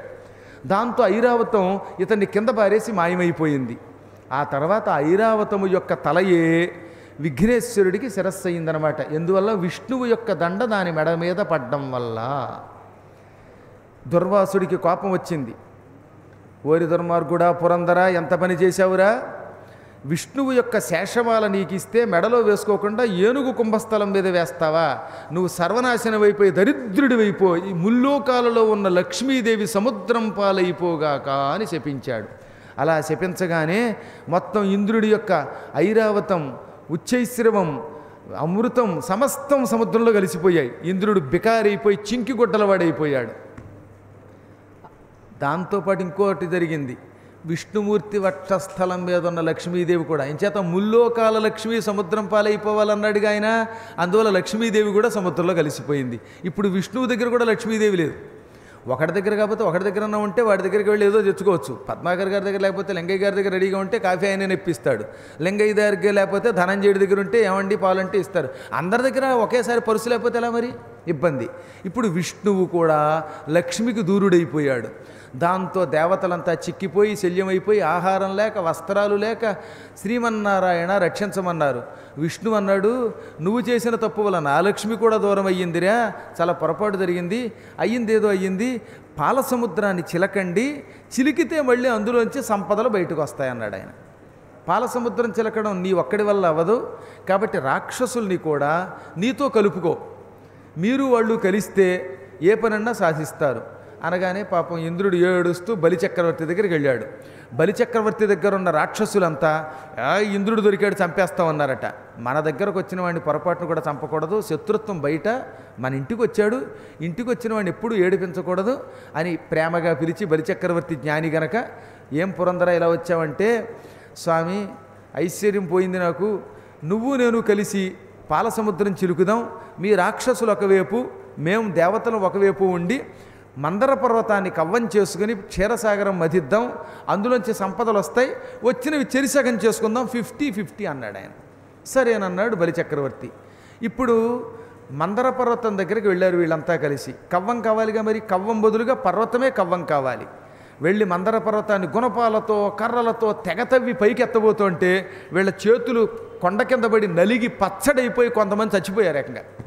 అప్పుడు వాళ్ళు కుయ్యో మొర్రు అని ఏడ్చి, ఏలా హరికడ్డమేగితిమి, ఎందుకు విష్ణువు దగ్గరికి వెళ్ళాం, ఆయన పాలసముద్రం చిలకమని ఎందుకు చెప్పాడు, మనం మన శక్తి చూసుకోకుండా ఈ కొండని పైకెత్తాలనుకున్నాం, కొండ కింద పడి పిండైపోయాం అని హరిని రక్షించమనగానే వెంటనే దేవతలారా భయపడకండి, రాక్షసులారా ఏడవకండి అని శ్రీ మహావిష్ణువు అక్కడ ప్రత్యక్షమై, ఇంతమంది కలిసి ఎత్తలేని కొండని, తవ్వి పైకి తీయలేని కొండని అవలీలగా గులాబీ పువ్వెత్తినంత తేలిగ్గా ఎడంచేత్తో ఎత్తి గరుత్మంతుని వీపు మీద పెట్టి, గరుడ పోనీయి అన్నాడు. ఈ గరుత్మంతుడు ఎగురుకుంటూ క్షీర సముద్రం దగ్గరకు వచ్చాడు. సముద్రంలో పారవేశాడు ఈ కొండని. ఇప్పుడు ఈ సముద్రంలో కవ్వం వచ్చింది, కవ్వానికి తాడు కావాలిగా మరి ఇప్పుడు. అందుకని మళ్ళీ దేవతలు రాక్షసులు కలిసి కైలాసానికి వెళ్ళి శివుడి మెడలో ఉన్న వాసుకి దగ్గరికి వెళ్ళి వాసుకిని పూజించారు, ప్రార్థించారు. వాసుకి నువ్వు ఎంత గొప్పవాడువో తెలుసా, అసలు శివుడికి అందం వచ్చిందంటే నీ వల్లే అన్నారు. శివుడి మెడలో నువ్వు ఉండబట్టి, నువ్వు మెడలో ఉన్న గొలుసువి, నువ్వు నెక్లెస్ అంటే ఇదే నెక్లెస్ అన్నమాట. నువ్వు కంఠాభరణంగా ఉన్నావు కాబట్టి శివుడికి అందం వచ్చింది, నువ్వు లేకపోతే శివుడి మెడ బోసిపోయినట్టు ఉంటుందని. కానీ ఈయన నిజం అనుకున్నాడు పాపం. అబ్బో నన్ను తెగ పొగిడారు, మీకేం కావాలంటే, మేము పాల సముద్రం చిలకాలనుకున్నాం, కవ్వంగా మందర పర్వతాన్ని సముద్రంలో వేశాం, దాని చుట్టూతో 3 చుట్ల చుట్టి నిన్ను పట్టుకుని మేము వెనక్కి ముందుకి గిర్రుని తిప్పుతాం, కవ్వం తాడు కింద నువ్వు రమ్మన్నారు. ఒప్పుకున్నాడు ఈయన. ఆ తర్వాత అమృతం వస్తే మాత్రం నాకు కొంచెం వాటా ఇస్తారంటే గ్యారంటీగా ఇస్తామన్నారు. అసలు అమృతం కూడా కొంత కావాలి కనుక ఈయన కూడా ఒప్పుకుని వచ్చాడు. ఇప్పుడు ఈ మందర పర్వతం చుట్టూతో 3 చుట్టలు చుట్టారు ఆయన్ని. అంతటి వాసుకి కవ్వం తాడుగా వచ్చాడు. దేవతలు కొంచెం తెలివైన వాళ్ళు కదా, రాక్షసులు మూర్ఖులు, దేవతలు తెలివైన వాళ్ళు. మూర్ఖులు ఎప్పుడూ తిడతారు, దేవతలు జ్ఞానులు కనుక తిట్టకుండా పని జరుపుకుంటారు. తెలివితేటలు ఉన్నవాడు ఇతరులు తిట్టడండోయ్ జాగ్రత్తగా పని చేయించుకుంటాడు. తెలివితేటలు లేనివాడు ఇతరులను తిట్టి చేతులారా పాడైపోతాడు. ఈ రాక్షసుల దగ్గరికి వచ్చి దేవతలు, మేము వాసుకి పడగలు పట్టుకుంటాం, తల పట్టుకుంటాం, మీరు తోక పట్టుకోండి అన్నాడు. అనగానే ఈ రాక్షసులు బుట్టలో పడి, ఏమిటేమిటి మేము తోక పట్టుకుంటామా, మీరేమో పడగలు పట్టుకుంటారా, స్వచ్ఛమైన ఫణంబు మీరల్లు చక్కబట్టి మధింపగా, పుచ్చమేటికి తుచ్చమైనది పొమ్ము పొమ్మిక చాలురా. మీరేమో తలలు పట్టుకుంటారా, మేము తోక పట్టుకోవాలా. తోక అంటే కాళ్ళు, మహారాక్షసులం వీరులం, మేము కాళ్ళు పట్టుకోవడం ఏమిటి, మీరు స్వచ్ఛమైన పడగలు పట్టుకోవడమా, మేమే తలకాయలు పట్టుకుంటాం, మీరే తోక పట్టుకోండి అన్నారు. అసలు దేవతలకు కావలసింది అదే. ఈ రాక్షసులు దేవతలు ఏం చెబితే దానికి వ్యతిరేకంగా నడుచుకుంటారు. అదే ముందే మీరు పడగలు పట్టుకోండి, మేము తోకట్టుకుంటాం అంటే మాకు తోక కావాలంటారుగా వాళ్ళు. అందుకని వీళ్ళు తెలివితేటలతో మేము తల పట్టుకుంటామన్నారు, అది మాకు కావాలన్నారు. తలలు ఎప్పుడూ బరువుగా ఉంటాయి, తోకేమో బరువు తక్కువగా ఉంటుంది. మిషన్ చూసారా మీరు ఎప్పుడైనా? హెడ్ ఉన్న వైపు బరువు ఉంటుంది, రెండో వైపు తేలిగ్గా ఉంటుంది. అందుకని నేను ఎప్పుడు ఇటువైపు పట్టుకునేవాడిని, తలకాయ వేరేవాడికి ఇచ్చేవాడిని. ఇంకొక రహస్యం కూడా ఉంది ఇక్కడ. ఇప్పుడు క్షీరసాగరం మధిస్తున్నప్పుడు ఈ వాసుకిని గిర్రు గిర్రుమని తిప్పేస్తూ ఉంటే తట్టుకోలేడు. ఆ బాధ తట్టుకోలేకపోతే ఏం చేస్తుంది? పాము విషం కక్కుతుంది. విషం కక్కినప్పుడు తలకాయ దగ్గర ఉన్నవాళ్ళు చచ్చిపోతారు. అందుకని రాక్షసులకి చావు రావడానికి కూడా ఈ తలకాయలు వాళ్ళకి అంటగట్టారు దేవతలు తెలివితేటలతో. ఆ మూర్ఖులు అందులో పడ్డారు. వాళ్ళంతా తలలు పట్టుకున్నారు, వీళ్ళు తోకట్టుకున్నారు. ఇంకా అక్కడి నుంచి గిర్ర గిర్ర గిర్ర అని ఆ కవ్వం తిప్పినట్టు పర్వతాన్ని తిప్పడం మొదలెట్టారు. మధ్యలో బాబోయ్ బాధ, నా శరీరం అంతా నలిగిపోతోంది, విడ్డు డన్ని అహి పల్లుకగా నన్ను విడిచిపెట్టండి, మీ అమృతం నాకొద్దు, మీ పొగడతలు నాకొద్దు, నన్ను వదలండి నాయనోయ్ అన్నాడు ఆయన. అయినా వీళ్ళు వదిలిపెట్టారు కదట. ఈయన విడవండిని అరిచినప్పుడల్లా ఈ మైకు సౌండ్ పెట్టేవారు వాళ్ళు, రీసౌండ్ మైకు. ఇక పెట్టగానే వాడి మాట బయటికి వినబడేది కాదు. ఓం నారాయణ అని దేవతలు, ఓం నమశివాయ అని రాక్షసులు వీడు గొంతు బయటికి రాకుండా అరవడం మొదలెట్టారు. మీరు ఎప్పుడైనా అంతే పక్కవాడి గొంతుకు వినపడకుండా అరిస్తే వాడు ఏం మాట్లాడతాడో తెలియదు పాపం. అలా అరిచి మొత్తం మీద వీడి గొంతు నొక్కేశారు. ఈలోపు ఏం జరిగింది?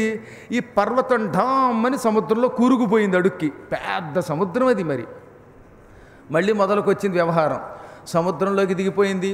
శ్రీమన్నారాయణ రక్షించమనగానే 1,00,000 యోజనముల తాబేలుగా మారిపోయాడు ఆయన. పెద్ద కూర్మావతారం ధరించి ఆ కూర్మావతారం వీపు మీద పర్వతాన్ని పైకెత్తాడు. పర్వతం పైకెత్తి ఇహ చిలకండి అన్నాడు. మాకు ఓపిక పోయింది, నీరసం వచ్చేసింది, ఎంతసేపు చిలుకుతాం, చేతులు జబ్బలు పడిపోతున్నాయి అన్నారు దేవతలు రాక్షసులు. అప్పుడు మళ్ళీ ఏం చేసేట ఆయన? తన శక్తిని దేవతల్లోనూ రాక్షసుల్లోనూ నింపాడు. అంటే దేవదానవులలో శక్తి ఆయనది, మందర పర్వతం శక్తి ఆయనది, వాసుకి చచ్చిపోకుండా రక్షించే శక్తి ఆయనది, పర్వతం కిందకి సముద్రంలో దిగిపోకుండా రక్షించేవాడు ఆయనే. అన్నీ ఆయనే అయ్యాడు ఇప్పుడు ఆయన. పైగా తాను కూడా 2 రూపాలు ధరించి తల దగ్గర తోక దగ్గర 2 రూపాలతో 2 నారాయణ రూపాలతో పట్టుకుని చిలకండి అన్నట్ట. ఆహా, తరిగాండ్రలో ఒకడు అంటే చిలికే వాళ్ళల్లో ఒకడుగా ఉన్నాడు, చిలుకుతున్న కవ్వము రూపంలో ఉన్నాడు, కవ్వానికున్న తాడులో ఉన్నాడు, ఈ కవ్వం చిలుకుతున్న వాళ్ళలో శక్తిగా ఉన్నాడు, మందర పర్వతం కిందకి దిగిపోకుండా కొండకి అండగా కూర్మ అవతారంలో ఉన్నాడు. ఇన్ని రూపములతో ఉండి హరిలీల ఒక్క హరియే ఎరుగున్, హరిలీల హరికే తెలుసు అన్నట్టుగా వ్యవహరించాడు ఆయన. అన్నీ ఆయనే, కర్త కర్మ క్రియ అన్నీ ఆయనే. ఈ విధంగా క్షీరసాగర మథనం మొదలయ్యింది. అమృతం వస్తుంది, లక్ష్మీదేవి వస్తుంది అని వీళ్ళు అనుకుంటూ ఉంటే అవేమీ రాలేదట. చిలకగా అందులోంచి పెద్ద పొగలతో విషం, కాలకూట విషం పుట్టుకొచ్చింది. ఏకంగా భయంకర విషం. ఇంకేముంది, ఆ విషానికి రాక్షసులు తల దగ్గర ఉన్నారేమో, వాళ్ళు చచ్చిపోయారు సగం మంది. ఇప్పుడు ఈ దేవతలు రాక్షసులు అమృతాన్ని కోసం క్షీరసాగరం చిలకడం మాని పరుగున అక్కడే వదిలేసి ఆ కవ్వాన్ని కైలాసానికి వెళ్ళిపోయారు.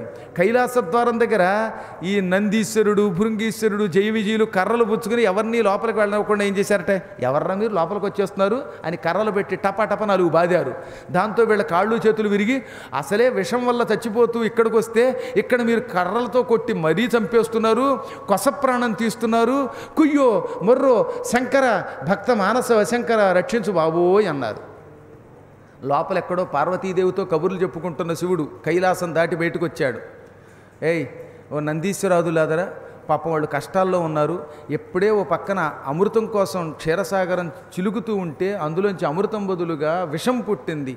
ఆ కాలకోట విషం బాధ తట్టుకోలేక వాళ్ళు వచ్చి నా దగ్గర మొరపెట్టుకుంటూ ఉంటే ఉన్న నడ్డి మీరు విరగొడితే అలాగా, ఆగండి అని ఆపి, ఏం నాయనా మీకేం కావాలి అన్నాడు. శ్రీమన్నారాయణుడు పంపగా వచ్చిన వీళ్ళని రక్షించడానికి ఈశ్వరుడు జాలితో ఏం కావాలని అడగ్గా, స్వామి ఏం కావాలని అడుగుతున్నారా? మెల్లగా కాలకోట విషం పుట్టింది, మమ్మల్ని చంపేస్తోంది, లోకాలన్నిటినీ వ్యాపిస్తోంది, ఆ విషమంతా లోకాలని ఆక్రమించిందంటే ఒక్కడు మిగలడు, ఆ విషాన్ని శిక్షించి మమ్మల్ని రక్షించమనగానే వెంటనే పార్వతికేసి తిరిగాడు ఆయన. చూచావా పార్వతి, వీళ్ళంతా నా పిల్లలు, రక్షించమని నా దగ్గరకు వచ్చారు, నువ్వేమంటావు? ఇప్పుడే రక్షిస్తున్నాను. ఈ కాలకోటాన్ని కంఠంలో బంధించి లోకాల బయట లోకాల లోపల లేకుండా చేస్తాను. ఏమంటావు భవానీ అనగానే ఆ భవపత్ని సంతోషంగా స్వీకరించమన్నది. ఇక్కడ పోతన గారు ఒక అపూర్వమైన పద్యం రాశారండి, అద్భుతమైన పద్యం అది. పరీక్షిత్తుకు అనుమానం వచ్చింది. లోకాలను రక్షించమని దేవతలు రాక్షసులు తమ స్వార్థం కోసం శివుణ్ణి ప్రార్థించారు. శివుడు పరమాత్ముడు గనక అలాగే రక్షిస్తాను అన్నాడు. కానీ చూస్తూ చూస్తూ భవానీదేవి ఈ శివుణ్ణి విషం తాగమని ఎలా అన్నది? ఏ భార్య అయినా భర్తని ఏమండి మీరు విషం తాగండి అంటుందా? ఒకసారి అడగండి, కావాలంటే అరుణ్ గారిని అడగండి, ఏమండి మీ ఆయన్ని విషం తాగమని అంటారా అంటే, చచ్చ ఎలా అంటామండి, కాఫీ ఇస్తాం కానీ అంటారు. కానీ శివుడి భార్య పార్వతి భర్తని విషం తాగమని ఎలా తాగనిచ్చింది? చాలా ఆశ్చర్యంగా ఉంది నాకు అన్నాడు ఆయన. అప్పుడు అన్నాడు శుకుడు పరీక్షిత్తుతో, మృంగెడివాడు విభుండని మృంగెడిదియు గరళమనియు మేలని ప్రజకుల్ మృంగుమనే సర్వమంగళ మంగళ సూత్రంబు మంగళ సూత్రంబునెంత మది నమ్మినదో. మింగేవాడు భర్త అని తెలుసు, ఆయన మింగేది విషమని తెలుసు. మృంగెడివాడు విభుండని, తన భర్త శివుడి ఈ విషం మింగుతున్నాడు, ఆయన సాక్షాత్తు కట్టుకున్న భర్త అని తెలుసు. ఆయన మింగేది వాటర్ బాటిల్లో వాటర్ కాదు, అమృతం కాదు, భయంకర కాలకోట విషం అని తెలుసు. కాలకోట విషం తాగితే ఎంత ప్రమాదమో తెలుసు.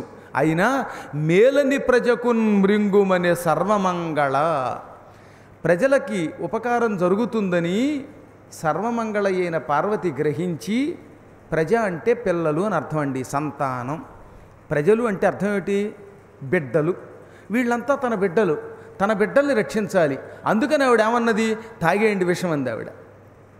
అక్కడ ఇంకొక కారణం కూడా ఉన్నది. ప్రజల్ని రక్షించమనడం కోసం, ప్రజారక్షణ కోసం విషం మింగమన్నా ఆవిడ నమ్మకం, ఆవిడ మంగళసూత్రం. మంగళసూత్రంబుని అంత మదినమ్మినదో, నా మంగళసూత్రం గట్టిది, ఇది మెడలో ఉన్నంత వరకు మా ఆయనకి ఏమి అవ్వదు.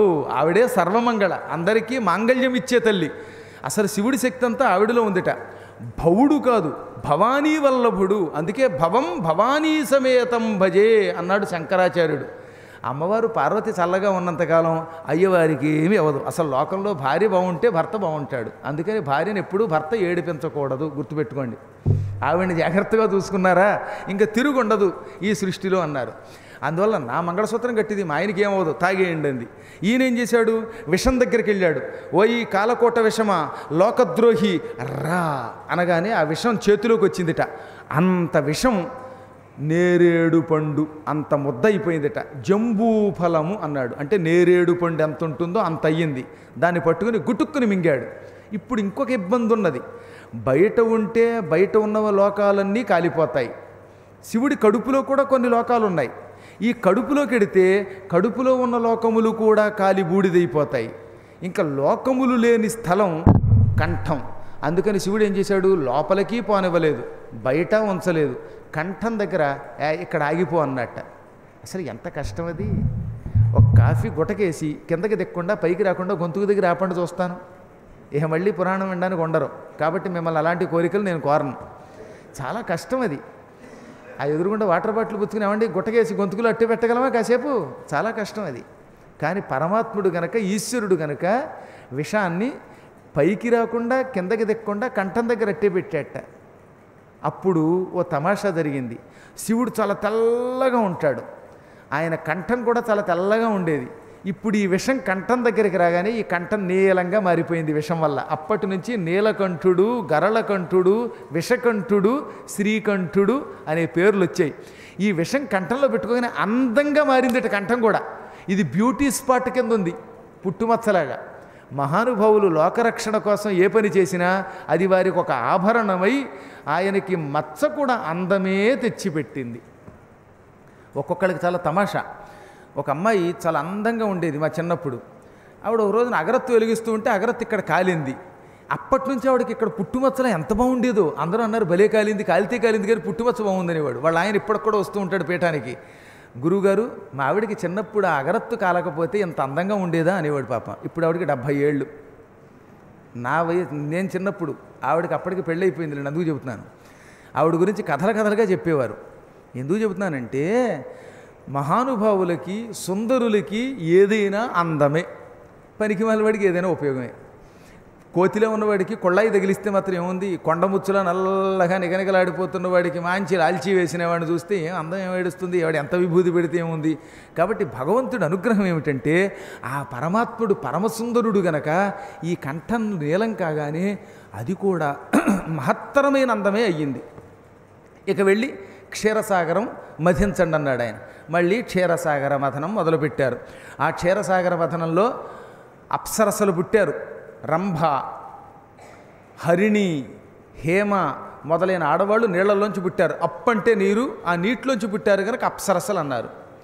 కామధేను అనేటటువంటి ఆవు పుట్టింది, పితృదేవతలు పుచ్చుకున్నారు. ఉచ్చైశ్రవం అనే గుర్రం పుట్టింది. ఆ గుర్రానికి చెవులు పైకిలా పొడుగ్గా ఉండేవి, తెల్లగా మిసమిసలాడే గుర్రం. ఆ గుర్రాన్ని బలిచక్రవర్తి లాగేసుకున్నాడు. ఆ తర్వాత ఐరావతం పుట్టింది, ఒయ్యారంగా నడుస్తూ, దాన్ని కూడా బలిచక్రవర్తి లాక్కున్నాడు. ఆపై అందులో నుంచి ధన్వంతరి పుట్టుకొచ్చాడు.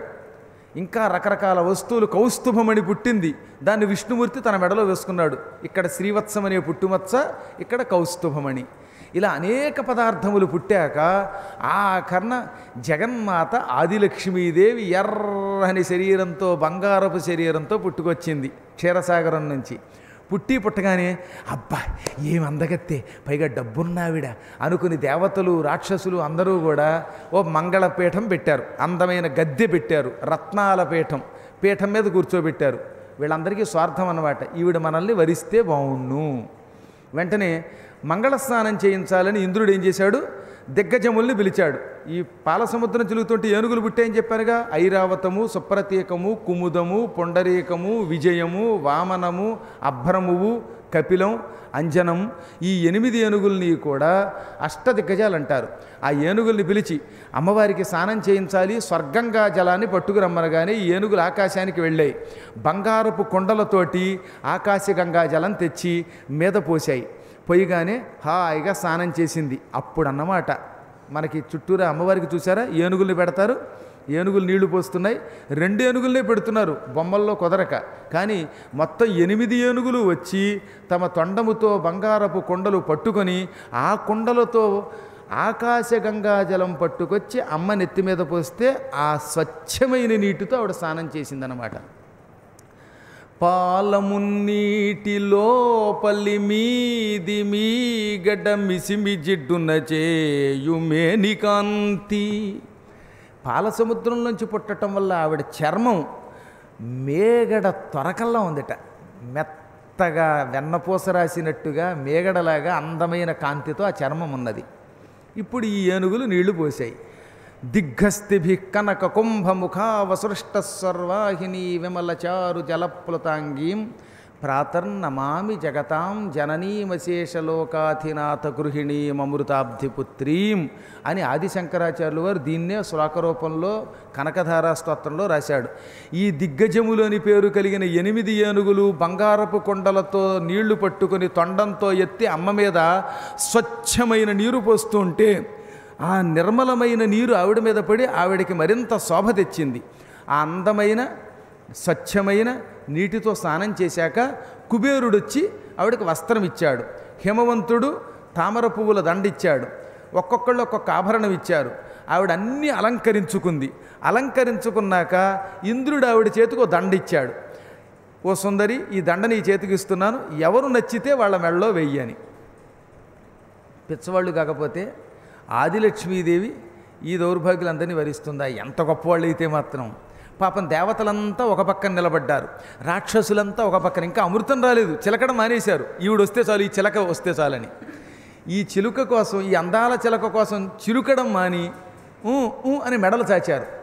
ఈ లక్ష్మీదేవి చూసింది, అబ్బే ఒక ఆయనకి ఎప్పటికే పెళ్ళైపోయింది, దిక్కుమాలాడు, వీడితో సుఖం లేదు. ఒక ఆయనకి కోపం ఎక్కువ, ఒక ఆయనేమో ప్రాణాలు తీసే యముడు, అబ్బే యముడిని కట్టుకుంటే ఏం సుఖపడతాం. ఒకడు రాక్షసుడు, ఒకడికి డబ్బు పిచ్చ, ఒకడికి తిండి పిచ్చ. ఇలా ఒక్కొక్కడిని చూచి ఎవరిని చూచినా నాకు నచ్చలేదన్నదట ఈ దండబుచ్చుకొని.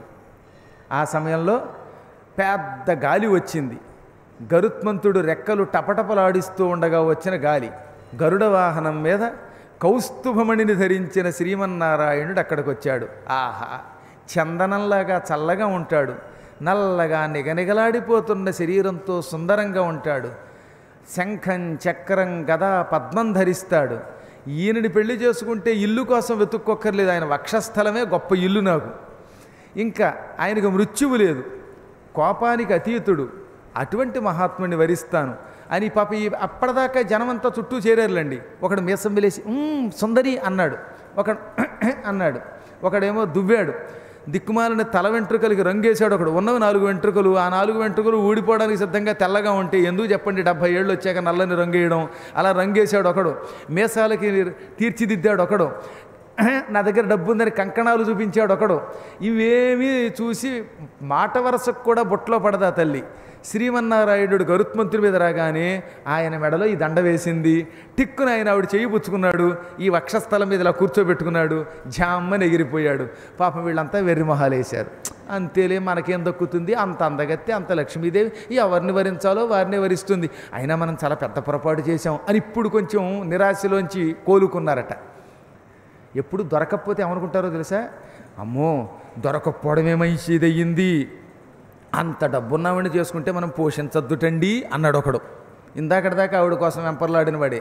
అందుకే ఏమన్నారు, అందని ద్రాక్ష పండ్లు పొల్లనా. ఇప్పుడు ఆయన వెళ్ళిపోయాక మళ్ళీ క్షీరసాగరం వధించారు. ఈ పట్టు అందులో నుంచి ఒక మహాద్భుతమైన కలశం బయటకు వచ్చింది. దేనికోసం దేవదానవులు తహతహలాడారో ఆ అమృత భాండం బయటికి వచ్చింది. అమృతం బయటికి రావడం వరకే అప్పటిదాకా కలిసిమెలిసి ఉన్న రాక్షసులు దేవతలు ఒక్కసారి అమృతం నాది అమృతం నాది అని ఒకళ్ళొకళ్ళు తోసేసుకుని దాన్ని పట్టుకోవడం మొదలెట్టారు. బస్సు దిగడంతో రూములు జనం చేరతారు చూడండి, అలా తోసేసుకుంటూ అమృతం కోసం వెంటబడిపోయారు. ఈ వెంటబడ్డంలో రాక్షసులు బలవంతులు కదా, అందరినీ తోసిపారేసి నాదంటే నాదని కొండబట్టుకున్నట్ట. ఒకడు కొండబట్టుకోగానే రెండోవాడు వాడిని లాగేసి వాడు కొండబట్టుకున్నాడు, వాడి వెంట మరోడు పడ్డాడు. ఇలా కొట్టుకు చచ్చిపోతూ ఉంటే పాపం దేవతల అమాయకులు ఏం చేయాలో తెలియక దూడల్లా నిలబడిపోయి శ్రీమన్నారాయణ అమృతం వచ్చింది రక్షించు, ఈ రాక్షసులు అమృతం తాగారంటే వాళ్ళని ఎవరిని చంపలేం అని దీనంగా మొరబెట్టారు. అప్పుడు జరిగిందో తమాషా. గల్లు గల్లుమని కాలి అందెలు రవళిస్తూ ఉండగా ఒక మెరుపు తీగలాంటి సుందరీమణి అక్కడ ప్రత్యక్షమైంది. అబ్బబ్బబ్బ ఏమందం చంద్రబింబంలో ఉంది ముఖం, చెవులకి కుండలాలు ఉన్నాయి, నల్లగా ఒత్తుగా నిగనిగలాడిపోతున్న జుట్టు వేళ్లాడుతోంది. ఆవిడ నడుస్తూ ఉంటే మూల నుండి ముసలమ్మతో సహితంగా అందరూ వెంటబడతారట. 90 ఏళ్ళు వచ్చిన వాడు కూడా అబ్బో అబ్బో అని అప్పటిదాకా లేవలేని వాడు కూడా వెంటబడ్డం మొదలుపెట్టాడు. అంత సుందరీమణి ఆకర్షించడం మొదలుపెట్టింది. ఆ సుందరిని చూడగానే రాక్షసులు దేవతలు మోహపరవశులైపోయారు. ఈ కొండ పుచ్చుకుని పరిగెత్తుకుంటూ పోతున్న వాళ్ళందరూ ఆగిపోయారు. వాళ్ళు వచ్చి దగ్గరకు వచ్చి, ఓ కళ్యాణి, ఓ సుందరి, నీవెవరివి అంటే, నేను ఎవరినైతేనే అందగత్తెల్ని నమ్మకూడదు అంది. చెప్పింది నిజమే చెప్పింది ఆ సుందరి. మాలాంటి అందగత్తెల్ని నమ్మకూడదు అనగానే, అందరి మాట ఎలా ఉన్నాం మేము, నిన్ను నమ్ముతాం, అమృతం ఎలా పంచుకోవాలా అని కొట్టుకుంటున్నాం, ఈ అమృతం నీ చేతిలో పెడతాం, సుందరి మా అందరికీ సమానంగా పంచిపెట్టవా అన్నారు ఆ వ్యామోహంలో పడి. అప్పుడు మళ్ళీ ఏమన్నది ఆ మోహిని, వెర్రి వాళ్ళలారా, మేము టిక్కులాడి మోసం చేస్తాం, అందగత్తెలం, మీకు ముందే చెబుతున్నాను, తర్వాత నన్ను తప్పు పట్టకూడదే, ఆడవాళ్ళని నమ్మి ఎవడు బాగుపడ్డాడంది. అమ్మో ఇతరులను నమ్మి ఎలాగైనా ఊరుకుంటామో లేదో తెలియదు కానీ నిన్ను మాత్రం నమ్మాం, నువ్వు నిజమే చెబుతావు, నువ్వు ఏం చేసినా మాకు మేలే చేస్తావు, ఇదిగో ఈ అమృతం నీ చేతిలో పెట్టామనగానే, అయితే రాక్షసులారా మీరంతా ఈ వరసలో కూర్చోండి, దేవతలారా మీరు ఇలా కూర్చోండి అని 2 వరసల్లో కూర్చోబెట్టింది. ముందే చెబుతున్నాను, తర్వాత నన్ను తప్పు పట్టకూడదే అంటే అలాగే అన్నారట వీళ్ళు. ఆ సుందరి ఏం చేయడం మొదలెట్టింది, ఇటువైపు ఉన్న రాక్షసులకేసి ప్రేమగా అలా చూసేది. ఈ పిచ్చాళ్ళు అలా కన్ను గెట్టగానే ఆహా ఓహో అనుకోవడం. ఈవిడ ఇటువైపు కొండబెట్టి వీళ్ళకి అమృతం పోసేది. నా అనుకున్న వాళ్ళందరికీ అమృతం పోసింది, ఇటువైపు వాళ్ళకి చూపులు, ఇదేమో కేవలం దృష్టి సుధ, ఇక్కడ అసలు సుధ. ఈ విధంగా చూపుల్లో పడిపోయి ఈ అమృతం గురించి పట్టించుకోలేదు వాళ్ళు. దేవతలకు వరసగా అమృతం పోసి వాళ్ళందరినీ శక్తివంతుల్ని చేశాడు శ్రీహరి ఈ మోహిని రూపంలో. ఇదంతా ఓ తెలివైన రాక్షసుడు ఒకడు ఉన్నాడు వీళ్లలో కూడా. రాక్షసుల్లో బుర్ర లేని వాళ్ళు ఉన్నా బుర్ర ఉన్నవాడు ఒకడున్నాడు, వాడు రాహువు. వాడు చూసి, ఓరి నాయనో ఇది విష్ణుమాయ, అటు అమృతం ఇచ్చి ఇటు కేవలం చూపులు కబుర్లు చెప్పేస్తున్నాడు వీడు అని టక్కుని ఇటు నుంచి ఇటు వచ్చి మారు వేషం వేసుకున్నాడు, దేవతలుగా మారిపోయాడు. ఇప్పుడు శ్రీ మహావిష్ణువు అక్కడ దాకా వచ్చి రాగానే ఈ అమృతం అటు పోయిపోతూ ఉండగా సూర్యచంద్రుడు పక్కనే ఉండి వాడు దుర్మార్గుడు రాక్షసుడు అని సైగ చేయగానే ఓహో అని వెంటనే విష్ణువు చక్రం విడిచిపెట్టాడు. అప్పటికే అమృతం చేతిలో పడింది రాహుకేతువులకి. ఆ రాహు అలా నోట్లోకి కొంచెం అమృతం నాకాడు, గొంతుకు దిగలేదు. ఈలోపు తల నరికేసింది చక్రం. దాంతో ఏమైంది, ఈ అమృతం తగలడం వల్ల తల మాత్రం బతికింది, మొండెం కింద పడిపోయింది. అప్పుడు విష్ణువు బ్రహ్మకేసి సైగ చేశాడు. బ్రహ్మదేవుడు జాలిపడి తలకి కేతువు అని పేరు పెట్టి, మొండానికి రాహువు అని పేరు పెట్టి, రాహుకేతువులనే పేరుతో 2 గ్రహములను చేసి ఆకాశంలో అట్టేపెట్టాడు. ఇప్పుడు అర్థమయ్యింది రాక్షసులకి, ఈ వచ్చింది మోహిని కాదు విష్ణువే అని. వెంటనే వాడు కోపంతో మీదకు వస్తూ ఉంటే విష్ణు మాయమైపోయాడు అమృత భాండంతో సహితంగా. దాంతో చూచారా దేవతలారా మమ్మల్ని ఎంత మోసం చేశారో అని రాక్షసులు దేవతలతో ఘోర యుద్ధం చేశారు. దేవదానవుల మధ్య భయంకర యుద్ధం జరిగింది. ఆ యుద్ధంలో ఇంద్రుడు కొట్టిన దెబ్బకి బలిచక్రవర్తి చచ్చినంత పనై చావు తప్పి కన్నులొట్టబోయి కిందపడిపోయాడు, ఇంచుమించుగా చచ్చిపోయాడు. రాక్షసులు చాలామంది చచ్చిపోయారు. దేవతలు హాయిగా అమృతం పుచ్చుకొని స్వర్గానికి వెళ్ళిపోయారు. ఇప్పుడు ఈ చచ్చిపోయాడుగా బలిచక్రవర్తి, కొంచెం ఊపిరి మిగిలిందిట. అది శుక్రాచార్యుడికి తెలిసింది. భార్గవులందరూ ఇది తెలుసుకొని పాపం మనవాడు బలిచక్రవర్తి పడిపోయాడురా అని అతని దగ్గరకు వచ్చి మృత సంజీవని విద్యతో శుక్రాచార్యుల వారు ఈ చచ్చిపోయిన వాడిని మళ్ళీ బతికించాడు. మళ్ళీ శరీరానికి గాయాలు తొలగి అందంగా తయారయ్యాక ఇప్పుడు బలిచక్రవర్తి చేత ఒక యజ్ఞం చేయించారు. ఆ యజ్ఞగాథా విశేషాదులతో మళ్ళీ రేపు ఉదయం మనం కలుసుకుంటాం. రేపు కూడా ఉదయం ఒక చిన్న విషయం చెప్పాలండి. ఇక్కడ నేను మీకేం చెప్పాను, భాగవతంలో ప్రతి కథ వినాలి. 9 నుంచి 10 దాకా దక్షయజ్ఞము, వరాహావతార ఘట్టం సత్యనారాయణ మేస్టారు చెబుతారని చెబితే ఆయన పురాణం చెప్పుకుంటున్నంతసేపు మీ దారిని మీరు కబుర్లు చెప్పుకుంటే అది భాగవతానికి ద్రోహం చేసినట్టు అవుతుంది. నేను పెట్టాను కదా అక్కడ ఆయన్ని, అంటే నేను చెప్పినట్టే. ఒక్క కథన్నా తానతో పాటు ఒక పౌరాణికుడు చెప్పాలని శాస్త్రం. అందుకే ప్రధానమైన గంటల గంటల కథ అంతా నేనే చెప్పినా కించిత్తుని అలాంటి వాళ్ళ చేత చెప్పిస్తున్నాను. ఒక్కరోజు గంటన్నర కాలం ఆ మాత్రం కథ వినలేమా? ఈ హాల్లో కూర్చుని ఇష్టం వచ్చినట్టు కబుర్లు చెప్పుకుంటే ఎలాగా? పూర్వకాలంలో ఇది కట్టేవయ్యా, ఎందుకు అదిగా దాన్ని కూడా రికార్డు చేస్తాం.